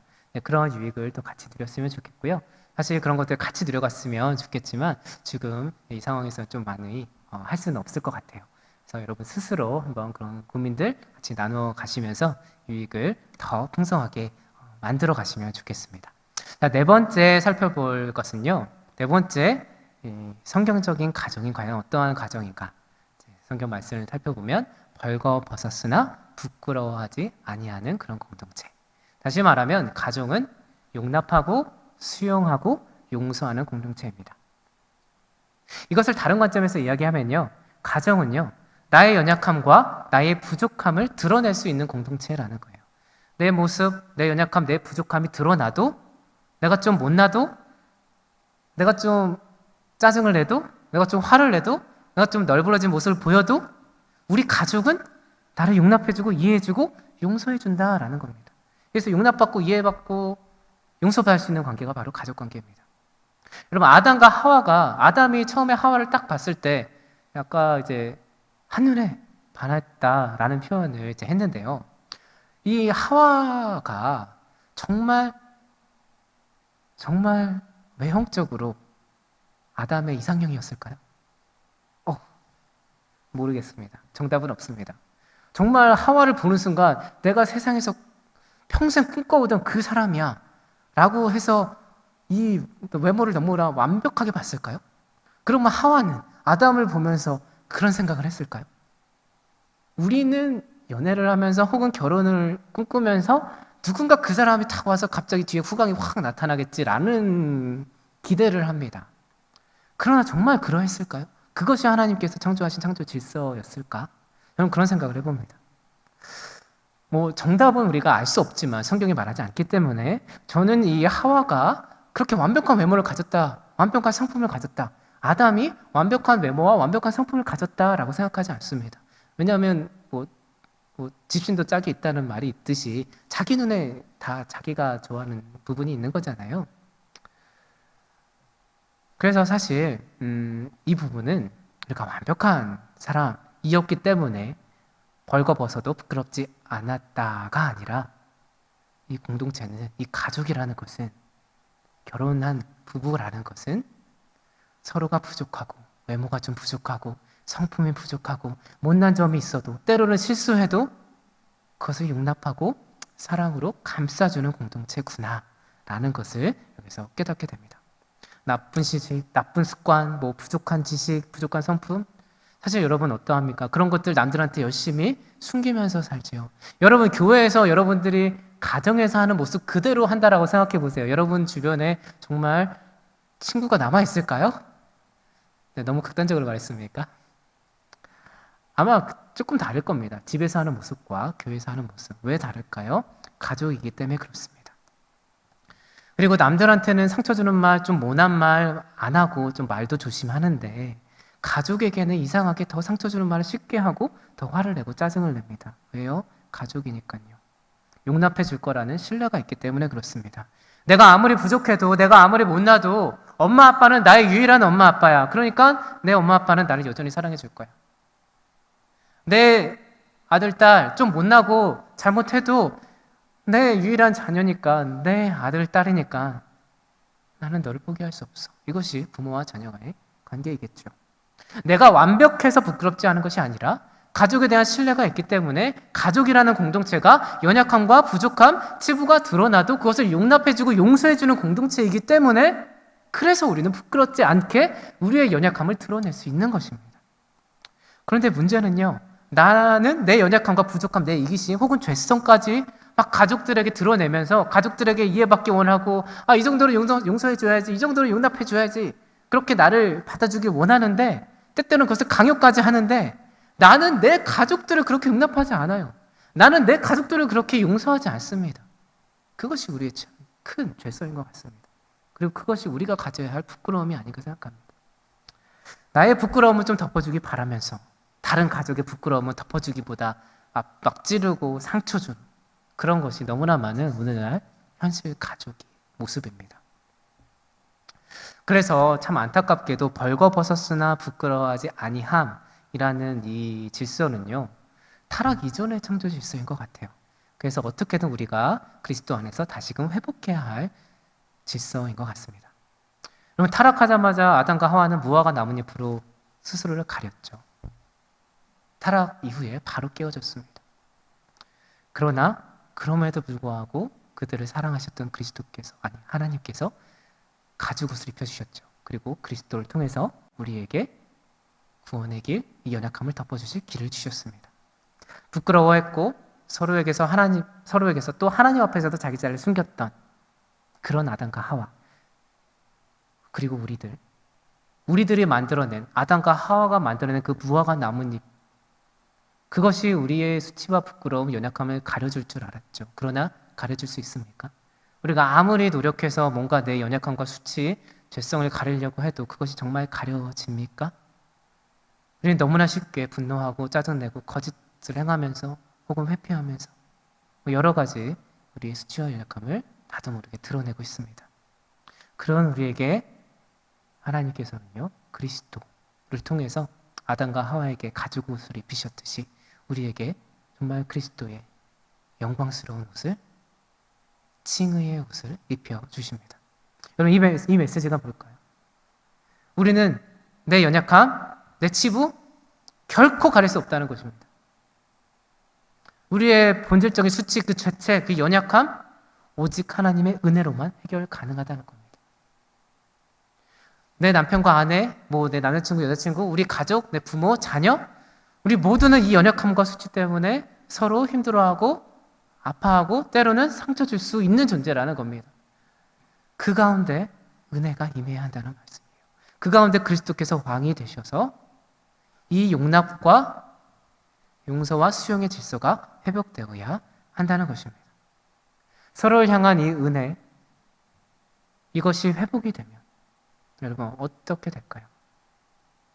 예수님께서 우리의 그 수치와 죄를 덮어주시기 위해서 십자가 죽으신 같이 우리가 내 가족을 위해서 용납하고 수용하고 용서하는 이 은혜가 회복이 된다면 이 십자가 짐이 내 가족 안에서 내가 회복할 수 있다면, 그래서 자기 십자가를 우리 가족 안에서 내가 질 수 있다면 여러분 어떠한 가족 안에서 변화가 일어날까요? 여러분의 가족이 정말 편안해질 겁니다. 우리 가족, 서로 향한 은혜 안에서 나의 연약함 드러내도 그것을 가족은 결코 조롱하고 비난하지 않을 겁니다. 그런 가족이라면요.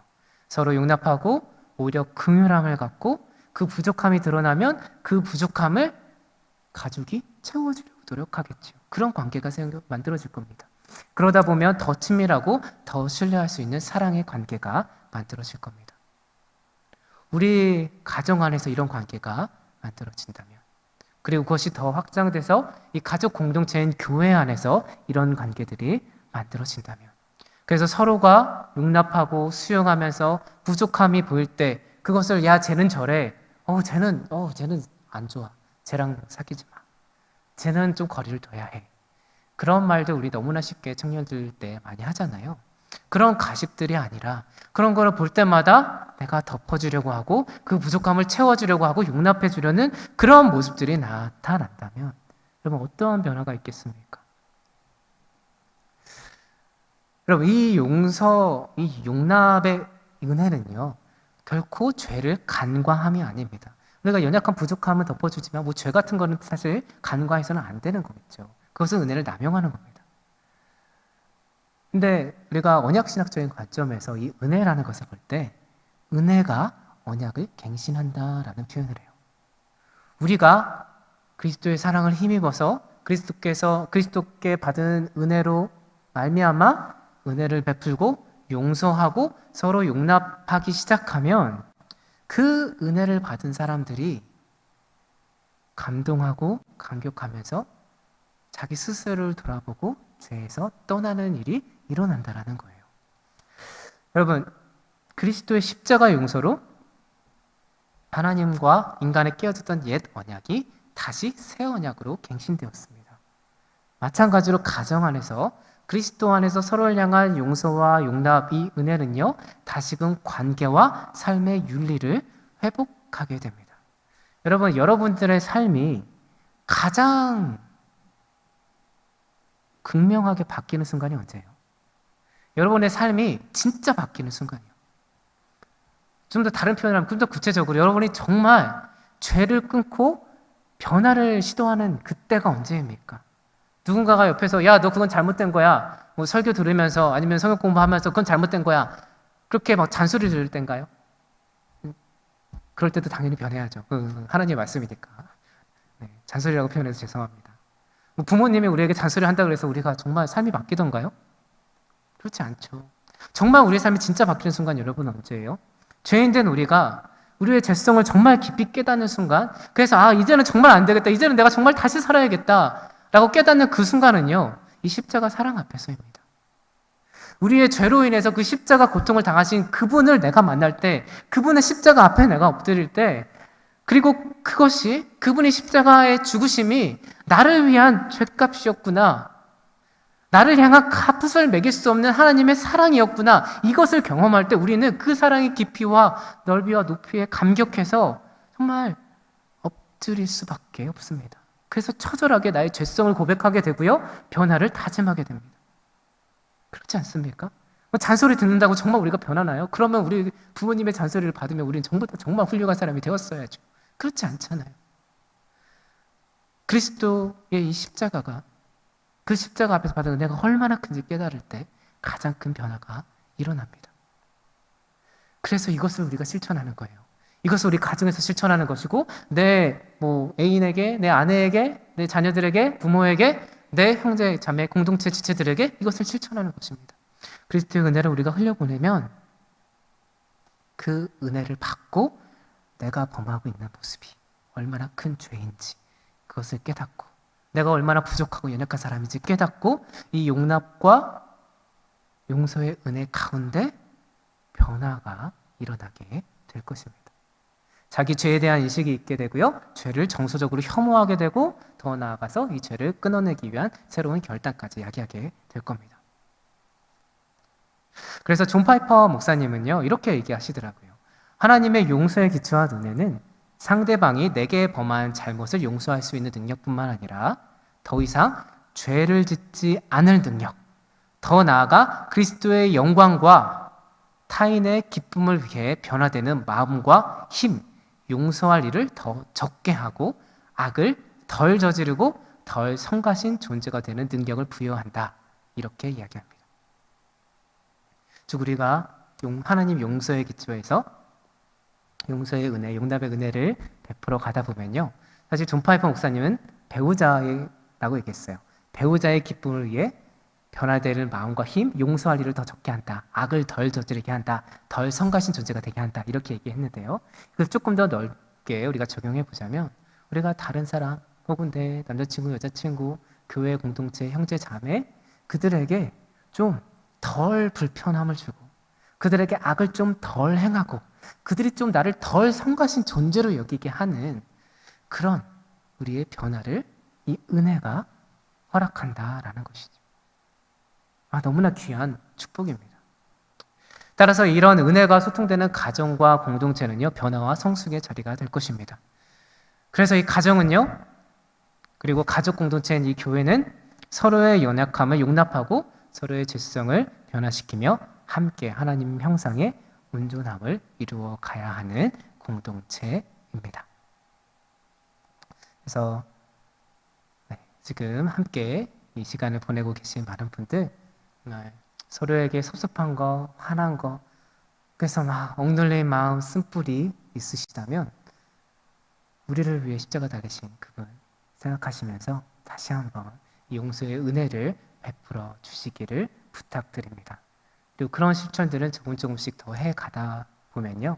점점점 넉넉한 사람이 될 거고요. 그런 넉넉한 사랑의 은혜 가운데 또 넉넉한 사랑을 흘려보내는 사람이 되어 갈 줄 확신합니다. 우리가 마지막 논지를 살펴보기 전에요. 한 가지 주의할 점 말씀드리고 넘어가겠습니다. 특히 청년들에게 부탁드리고 싶은 것, 지금 이 벌거벗었으나 부끄러워하지 아니함이라는 이 질서는요, 남편과 아내, 즉 부부됨의 성경적 가정의 질서입니다. 이것을 오해하셔서 남자친구와 여자친구의 질서로 여러분 착각하시면 결코 옳지 않습니다. 부모를 떠나서 남편과 아내가 한 몸을 이루는 것이 성경의 질서이지 남자친구와 여자친구가 벌거벗으면서 부끄럽지 아니하면서 한 몸을 이루는 것이 결코 성경적인 질서가 아니라는 것 여러분 꼭 기억해 주시기 바랍니다. 여러분 무슨 말씀인지 아시지요? 네, 이 부분 한 몸됨에 대해서는 사실 또 다른 강의가 필요할 만큼 많은 이야기가 필요하기 때문에 다음 기회가 있다면 나눠보고요. 자, 다음 마지막 주제로 넘어가 보도록 하겠습니다. 마지막 5번째 성경이 가르쳐주는 성경적 가정은요. 생육하고 번성하고 땅을 다스리라 라는 원리를 갖고 있습니다. 다시 말하면 성경적 가정은요. 생존하고 번성하고 이 세상 가운데 하나님 나라를 이루어내야 할 그런 사명이 있는 사명 공동체다라는 거죠. 하나님은요, 가정을 통해서 하나님의 자녀들이 세대와 세대를 걸쳐서 이 땅에 충만하기를 원하셨습니다. 그래서 하나님을 찬양하고 하나님을 즐거워하고 하나님을 기뻐하는 그런 사람들이 세대에 걸쳐서 많이 양산되기를 원하셨어요. 그리고 그들이 이 세상을 하나님의 뜻대로 잘 다스리기를 원하셨습니다. 창조 질서에 나오지요.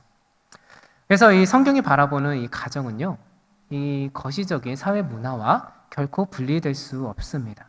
그리고 성경의 내러티브를 이렇게 잘 읽어보면요, 하나님은요 택하신 가정 안에서 그리고 그것의 확장인 민족 안에서 그리고 신약적인 개념인 또 교회 공동체 안에서 하나님 나라의 가족 공동체인 교회 공동체 안에서 이 언약의 목적을 보이시고 주권적으로 그것을 이루어 가심으로써 이 창조 세계가 하나님 나라의 질서대로 잘 다스려 가기를 우리에게 사명을 주시면서 우리와 그 일을 함께 하시길 원하십니다. 돕는 배필, 아까도 살짝 말씀드렸지만 돕는 배필이 필요하다는 것은 부부가 협력해서 이 공동의 사명을 감당해야 한다는 것을 전제로 하고 있습니다.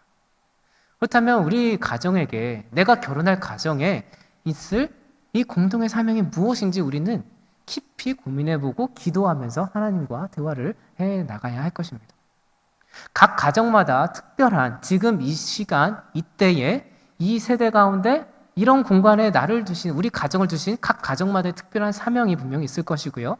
그것을 넘어서 보편적으로 모든 가정에게 허락해 주신 공동의 사명이 있습니다. 그 보편적인 사명이 바로 생육하고 번성하고 땅을 다스리라라는 말씀입니다. 함께 생존 공동체로서 살아가고 자녀를 양육하면서 거룩한 하나님의 자녀들을 만들어내고 각 가정을 통해서 이루실 그 하나님 나라의 비전을 이 땅 가운데 이루어내는 것, 그래서 하나님이 찬양받으시고 하나님이 영광받으신 그 하나님 나라를 이루어가는 것, 그것이 오늘날 모든 가정에게 하나님께서 주시는 사명입니다. 그래서 오늘날 가정은요, 이 사회 가운데 복음을 삶으로 증거하고 복음을 세대에 걸쳐서 계속 흘려보내고 자녀를 양육하면서, 그래서 자녀에게 복음을 가르치면서 정말 성경적인 아이들로 잘 성장하도록 가르치고 양육하고, 또 복음으로 그 모든 자녀들이, 또 내가 각 가족 구성원들이 이 세상에 나가서 이 세상을 정말 성경적으로 하나님 나라처럼 되어가도록 변화시키는데 헌신해야 할 그런 가장 기본적인 공동체가 바로 가족입니다. 그래서 헤르만 바딩크, 제임스 스미스라는 학자는요, 이 가족을요, 작은 하나님의 나라다라고 표현합니다. 우리 가족이요, 작은 하나님 나라래요. 그래서 그 작은 하나님의 나라들이 거기서 이루어지면서 하나님의 나라가 함께 이루어져 가는 것이죠. 여러분 가정에게 한번 질문을 던져보셨으면 좋겠습니다. 내가 어떠한 가정을 꾸릴까? 이것을 고민하기에 앞서 더 먼저 근본적으로 여러분 던지셔야 할 질문은요, 우리 가정에게 주신 하나님의 사명이 무엇인가? 하나님께서 왜 나를 지금 이때 이 가정에 두셨고, 그래서 내가 만날 가정은 어떠한 가정이고, 그래서 그 가정 안에서 어떠한 사명을 감당해야 할 것인가? 이런 질문을 여러분 던져보셔야 할 것입니다. 그리스도인 가정은 이 하나님 나라의 사명에 대해서 함께 이야기를 나눠야 하고요. 그것을 위해서 함께 기도하고 함께 협력하면서 각 가정을 하나님 나라로 만들어가야 할 사명이 있습니다.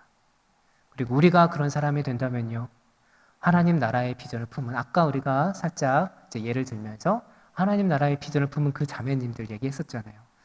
형제님들, 만약에 형제님들이 그런 사람이 된다면요, 그렇게 하나님 나라의 가정을 여러분 안에서 하나님 나라를 이렇게 누려내는 형제님이 주신다면 그 하나님 나라의 비전 품은 자매님들이 얼마나 귀하게 여기시겠습니까? 그리고 또 반대로 그런 가정, 그런 자매님이 계시다면 하나님 나라를 꿈꾸는 그런 사명 있는 형제가 그 한 자매를 얼마나 또 귀하게 여기겠습니까?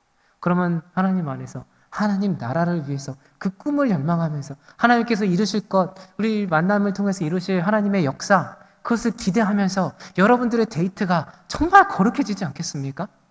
여러분들의 데이트가 맨날 영화 보러 가고 놀이동산 가고 그런 것에 머물러 있지 않고 정말 하나님 나라의 비전에서 같이 기도하고 같이 노력하고 같이 헌신하고 같이 희생하면서 정말 하나님 보시기에 영광이 되고 기쁜 그런 데이트. 여러분 기대되지 않으세요? 저는 이 자리에 계신 여러분들, 지금 제 눈앞에는 많이 안 보이시지만 영상을 통해서 보고 계신 여러분들이 그런 데이트를 즐길 수 있다. 그러면 여러분 그것은 하나님을 즐거워함이고요. 그것을 통해서 하나님께서 어떠한 놀라운 일을 이 다음 세대 가운데 해내실까? 저는 너무나 기대가 됩니다.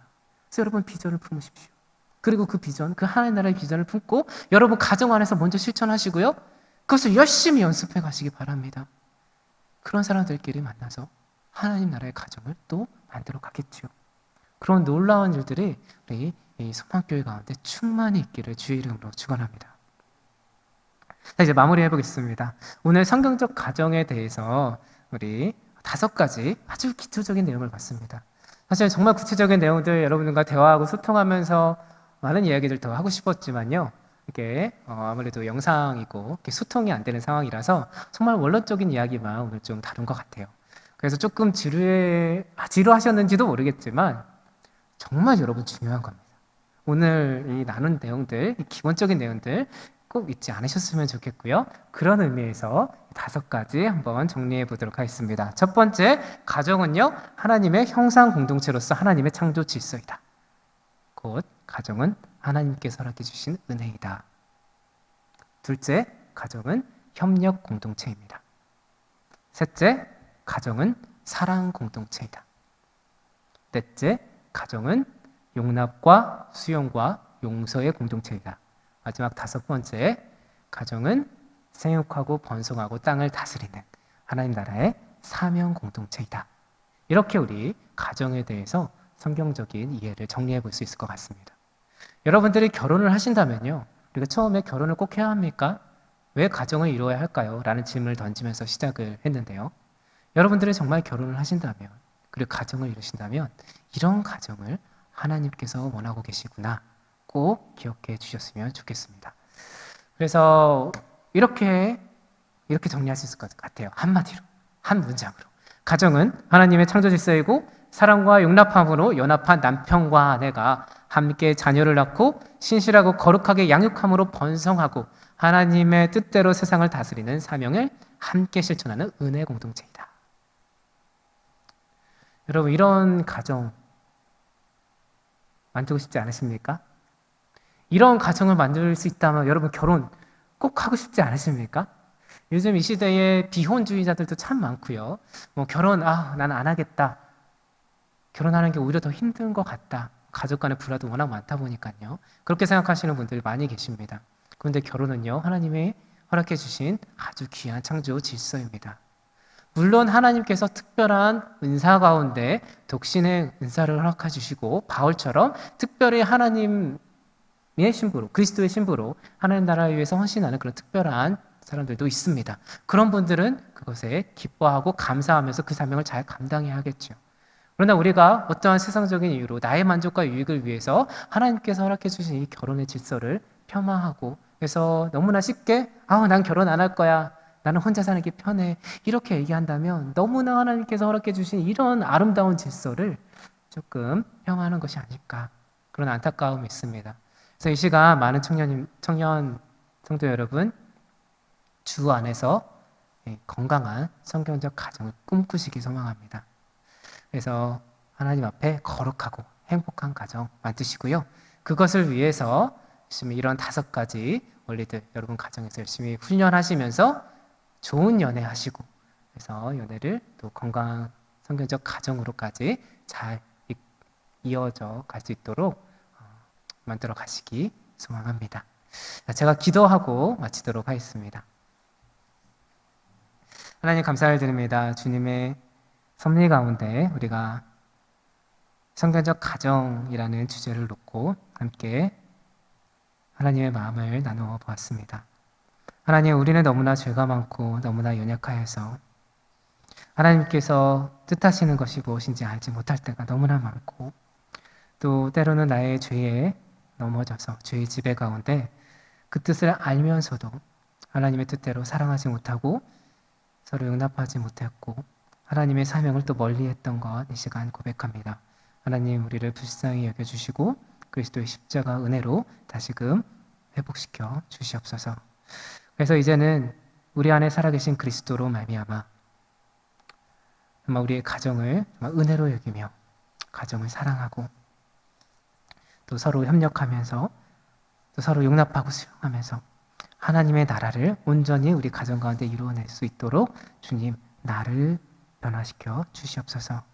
그래서 그렇게 변화된 나를 통해서 우리 가정이 하나님의 나라로 회복이 되고 그래서 그 가정의 확장인 이 교회 공동체 안에서 또 하나님의 나라를 경험하면서 그런 하나님의 나라를 함께 이루어가고 누리는 형제 자매들이 함께 교제하며 또 다른 하나님 나라의 가정들을 많이 이루어낼 수 있도록 그래서 하나님께 영광이 되고 우리에게 감사와 기쁨이 되는 가정들이 충만해질 수 있도록 주님 이 교회를 축복하시고 또 이 땅을 축복하여 주시고 당신의 뜻 가운데 인도하여 주시옵소서.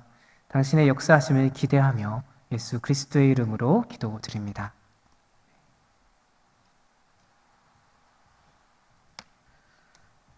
예, 장시간 동안 들어주시고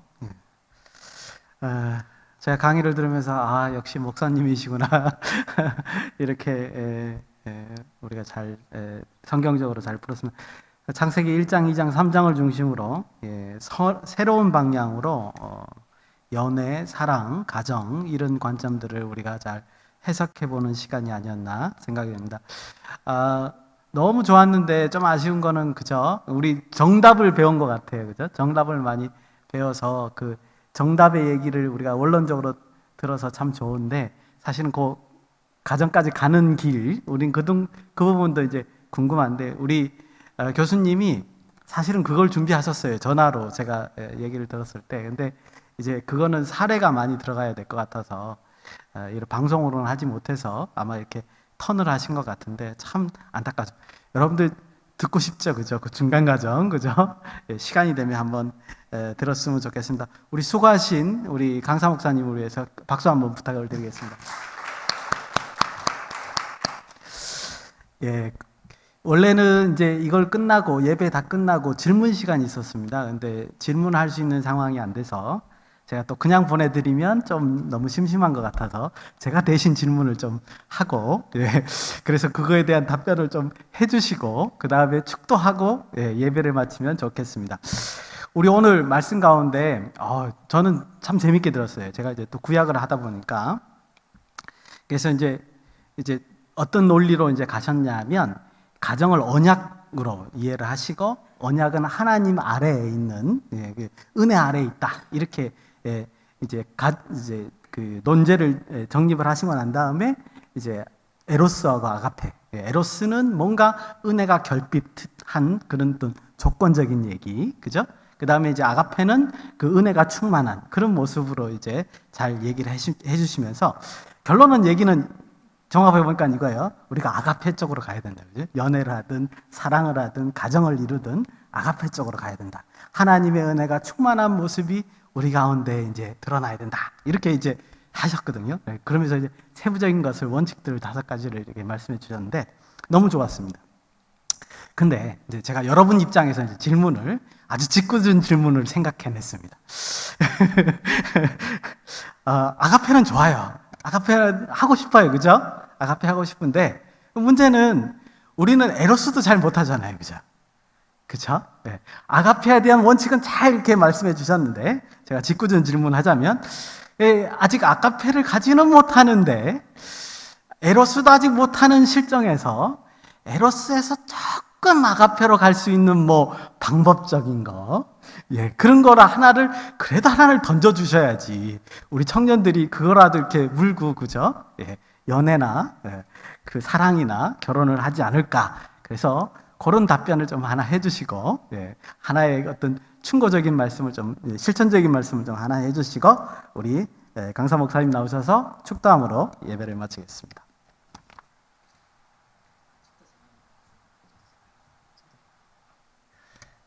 네, 우선 너무 실질적이고 좋은 질문 주셔서 감사합니다. 이런 이야기는 사실 구체적인 사례를 갖고 이야기를 해야 합니다. 여러분들이 어떤 에로스를 실천하고 있고 어떠한 아가페를 생각하고 있어서 어떻게 변하기 원하느냐. 사실 여러분 사랑의 모습은요 정말 다 다릅니다. 제가 커플 상담도 해보고 부부 상담도 해보고 그러면요 이 두 사람이 만나서 사랑을 하는 모습은 정말 천차만별입니다. 그래서 무엇이 정답이다 이 성경에서 알려주는 것 말고는 상담에는 그래서 정답이 없습니다. 그러나 이 커플의 그리고 이 부부의 적합한 그리고 본인들이 만들어가고 연습하고 훈련하는 그런 방법들이 있죠. 그런 원리들은 스스로 만들어내게 됩니다. 그래서 만약에 어떠한 구체적인 이야기를 해주신다면 제가 컨설팅을 하듯이 상담을 하듯이 정말 지금 그 커플에 맞는 지금 어떤 것이 에로스라는 것을 먼저 알아야 되고요.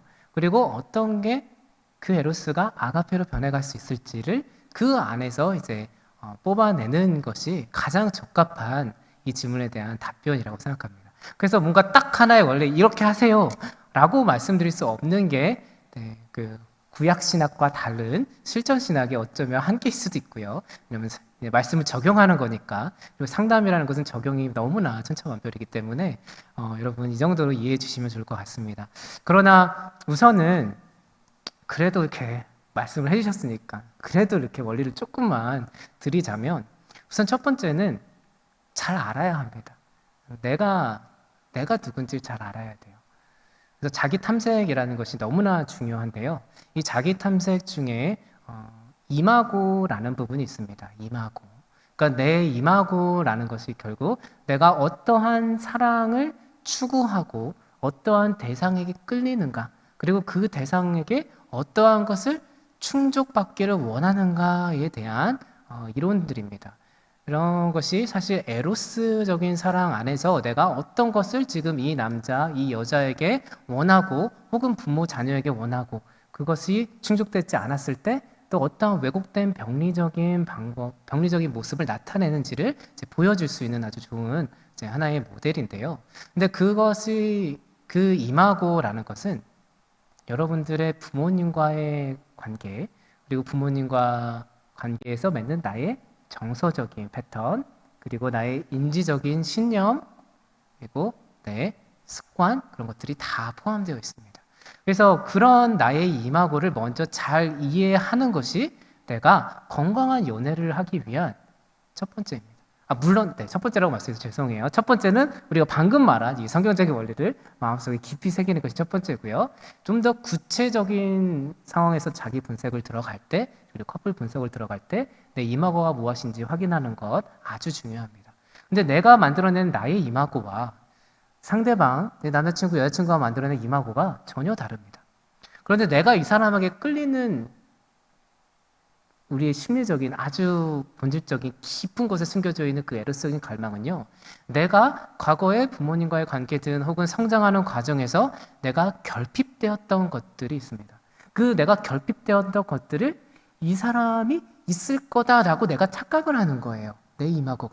내 이마고가 만들어지면서 그 이마고 껍데기가 이 사람이 갖고 있는 껍데기, 이마고 깊은 본질 말고 그 겉으로 들어가는 좀 1차적인 부분에서 드러나는 그 성품이나 뭐 태도, 아니면 외모, 스타일, 아니면 뭐 습관, 이런 부분을 통해서 이 사람은 나의 그 결핍됐던 욕구들을 만족시켜 줄 거야 라고 우리가 착각을 하면서 그 사람을 만난다라는 거예요. 근데 이것을 내가 인지적인 사고로 만나는 게 아니라 어떤 순간 저 사람 왜 자꾸 호감이 가지? 저 사람 왜 자꾸 내 마음이 쓰이지? 이러면서 나도 모르게 사랑에 빠졌는데 나중에 알고 보면 그 이마고가 나를 끌고 갔다라는 경우가 많다는 거죠. 이거는 경험적입니다. 경험적으로 그렇다라는 거예요. 꼭 이렇게 그렇다라는 건 아니고요. 실제로 여러분 결혼하신 부부들, 또 연애하는 사람들 보면 이런 경우가 상당히 많습니다. 그래서 내가 내 안에 어떤 부분이 그렇게 결핍되어 있고 지금 왜곡된 이마고가 만들어져 있는가, 그것을 발견하는 것은요, 내가 건강한 이마고를 가진 사람을 만나는 아주 좋은 방법이 되겠죠. 내가 왜곡된 이마고를 가지고 있으면 그 왜곡된 이마고를 채우기 위해서 왜곡된 이마고를 가진 사람을 만나게 됩니다. 그래서 소위 말해서 뭐 알코올 중독자라든지 학대를 가진 자녀들이 그런 비슷한 가정을 꾸리는 경우가 많다 그러잖아요. 통계적으로. 그런 이유가 또 이마고로도 이해해 볼 수 있습니다. 그래서 내가 어떠한 이마고를 갖고 있는지, 그리고 지금 이 사람은 어떠한 이마고를 갖고 있는지 우리가 서로 이해할 필요가 있는 거죠. 자, 그렇다면 여기서 우리가 성경적인 원리를, 아까 우리가 얘기했던 원리를 다시 한번 적용해 볼 필요가 있습니다. 이게 구체적으로 얘기가 좀 쉬운데 여러분 잘 전달이 되고 있는지 모르겠어요. 아까 원리 중에서 세 번째, 사랑하고 용납하고 수용하는 부분들이 있잖아요. 우리가 이렇게 이마고를 생각하면서 이마고 이론을 뭐 이렇게 적용을 해보려고 하면 크리스천들도 나중에 이마고를 확인했어요. 이 사람 알고 봤더니 내가 생각했던 그 사람이 아니고 이 사람이 내 결핍과 내 결핍을 채워줄 수 없는 사람이에요. 내가 착각했어요. 근데 보통 이 착각이라는 걸 깨닫는 때는 결혼한 이후입니다. 그래서 이제 콩깍지가 벗겨지고 나서, 그래서 보통 그때 깨어지고 그때 가서 알게 되는데, 이미 그 전에 알았던, 아니면 요즘은 결혼 후에도 너무나 쉽게 헤어지는 경우가 많으니까, 그래서 많은 사람들이 이 사람 아니야 하면서 관계를 끊어내려고 하는 경우가 있다는 거죠. 이것은 정말 잘못된 적용입니다. 여기서 우리가 아까 말했던 세 번째 용납과 용서의 원리를 적용해야 되겠죠. 아가페 사랑으로 가기 위해서. 그리스도께서 나의 허물과 죄를 온전히 용납해 주신 것처럼 이 사람의 그 부족한 이마고가 막 보여요. 이 사람이 왜곡된 것, 내가 이것이 예전에는 분명히 멋있는 줄 알고 이것이 좋은 줄 알고 나도 모르게 이렇게 끌렸는데 그래서 나도 모르게 사랑을 해버렸는데 나중에 알고 봤더니 그게 아니에요. 그럼에도 불구하고 내가 그것을 은혜로써 용납해주고 이 부족함을 그리스도 안에서 이 사람이 건강한 그리스도인으로 자라갈 수 있도록 내가 그것을 도와주는 사람이 되는 거죠. 내가 그 연약함을 수용해주고 그 가운데 그리스도의 십자가 은혜를 부어주게 될 때 그 은혜에 감격해서 이 사람은요 도대체 왜 내가 뭐라고 이 사람이 내가 이렇게까지 하는데 나를 저렇게 사랑해주지? 그러면요 깨어졌던 이마고가 여러분을 만남을 통해서 회복되게 될 겁니다. 이 이마고 이론의 가장 큰 위험성은요 결국 이 에로스 사랑 안에 있다라는 거예요. 내 결핍을 채우기 위해서 이 사람이 존재한다라는 겁니다. 내 결핍을 채우기 위해서 내 남편과 아내를 만난다라는 거예요. 그런데 성경적인 사랑은 그렇지 않죠. 그리고 이 이마고 이런 걸 해서 요즘에 발달되게 좀 쉽게 발달된 게 여러분 사랑의 언어 아시죠? 5가지 사랑의 언어. 그래서 이것을 그냥 아주 쉽게 적용하기 위해서 그냥 상대방이 원하는 사랑의 언어가 뭐냐, 뭐 선물이냐, 아니면 뭐 칭찬이냐, 뭐 그런 언어를 잘 파악해서 그거를 막 채워줘야 된다. 그렇게 하면 내가 이 사람 사랑하는지 이 사람이 이해한다. 그런 얘기를 하잖아요. 그런데 사실 그거는 일부분은 맞고 일부분은 틀립니다. 실제로 그것 때문에 이 사랑의 언어를 전혀 몰랐던 커플들이 그래서 이 사랑의 언어를 배우고 나서 상대방을 이해하고 나서 정말 많이 좋아집니다. 이 사람이 나를 이렇게 배려해 주는구나, 사랑해 주는구나. 그런데 그것이 지속적으로 오래된다면요. 예를 들어서 선물이 사랑의 언어예요. 그래서 때마다 선물을 주고 선물 주고 선물 주고 선물 주고 계속 선물만 줘요. 그랬더니 나중에 선물만 줬더니 계속 선물만 주냐? 나는 사실 이게 아니라 이게 더 원한다. 그 욕구가 다른 요소로 바뀌어져 있어요. 실제로 커플들 얘기를 들어보면 그렇습니다. 그래서 사랑의 요소를 정의하는 것은 내가 이런 스타일이니까 이런 사랑의 욕구를 만족시켜줘. 이런 스타일대로 나를 사랑해줘. 이런 얘기가 아니란 거예요. 그것은 이 죄인된 인간은 그것이 만족되면 또 다른 것을 추구하게 되고 또 다른 것을 갈망하게 되면서 결국 밑빠진 독에 불붙기 같은 모습일 거라는 겁니다. 그래서 여기서 우리는 그 사랑의 언어를 이해하되 그것보다 더 나아가서 그럼에도 불구하고의 사랑, 비록 이 사람이 나의 사랑의 언어를 충분히 채워주지 않고 좀 부족한다 할지라도 서로가 연약함을 용납하고 이해해 줄 수 있는, 그래서 사랑의 언어를 넘어서 있는 그대로 이 사람의 존재 자체로 사랑해 줄 수 있는 그 수준까지 우리는 성장해 갈 수 있어야 한다는 겁니다. 다시 말하면 이 사람의 결국 사랑의 언어 아니면 아까 그 임하고 이 사람의 결핍과 만족을 내가 충족시켜줘야 한다는 거죠. 다시 말하면 저 사람도 나를 그걸 충족시켜줘야 한다는 겁니다. 역시 거래예요. 조건입니다. 이것이 아니라 진짜 성경적인 가족이라면 정말 성경적인 연애라면 이 사람의 결핍과 부족함 그것을 내가 알았을 때 그것을 덮어주고 그리스도의 사랑으로 감싸 안아주고 용서 안아주고 그것이 죄라면 십자가 앞에 같이 나아가서 십자가 앞에서 그 죄를 끊어내기까지 도와줄 수 있는 그것이 우리가 해야 할 아가페 사랑의 실천일 겁니다. 그래서 우리가 나도 모르게 에로스적인 사랑에 이끌려서 뭐 임하고든 뭐든 어떤 식으로든 뭐 내가 이끌려서 사랑을 시작할 수 있습니다. 뭐 그렇게 해서 결혼까지 할 수 있어요. 그러나 우리는 결코 거기서 끝나서는 안 됩니다. 더 나아가서 그리스도의 사랑이 나로부터 흘러가기를. 그래서 그리스도의 사랑으로 서로가 충만해지기까지. 내가 채울 수 없는 거 오직 그리스도만 채울 수 있기 때문에 그리스도께 의존하는 그런 관계를 만들어 가야 하는 게 아가페 사랑의 관계가 아닐까 생각해 봅니다. 이 정도 이상의 구체적인 질문은요 정말 케이스를 가지고 이야기해야 될 것 같아서 조금 어려울 것 같습니다. 네, 이 정도면 충분한 답변이 되지 않았을까 싶습니다. 혹시 또 다른 질문 있으실까요? 네, 개인적으로 해주시고요. 네, 마치시길 원하시니까 축도를 제가 합니까? 네, 그럼 축도 제가 하고 마치도록 하겠습니다. 이제는 우리 주 그리스도의 은혜와 하나님의 사랑과 성령의 감동, 감화, 교통의 역사가 하나님 앞에서 정말 성경적인 가정을 꿈꾸고 또 기도하며 그것을 위해 또 연습하고 헌신하기로 결단하는 모든 하나님 나라의 자녀들 위해 이제로부터 영원토록 함께 있을지어다.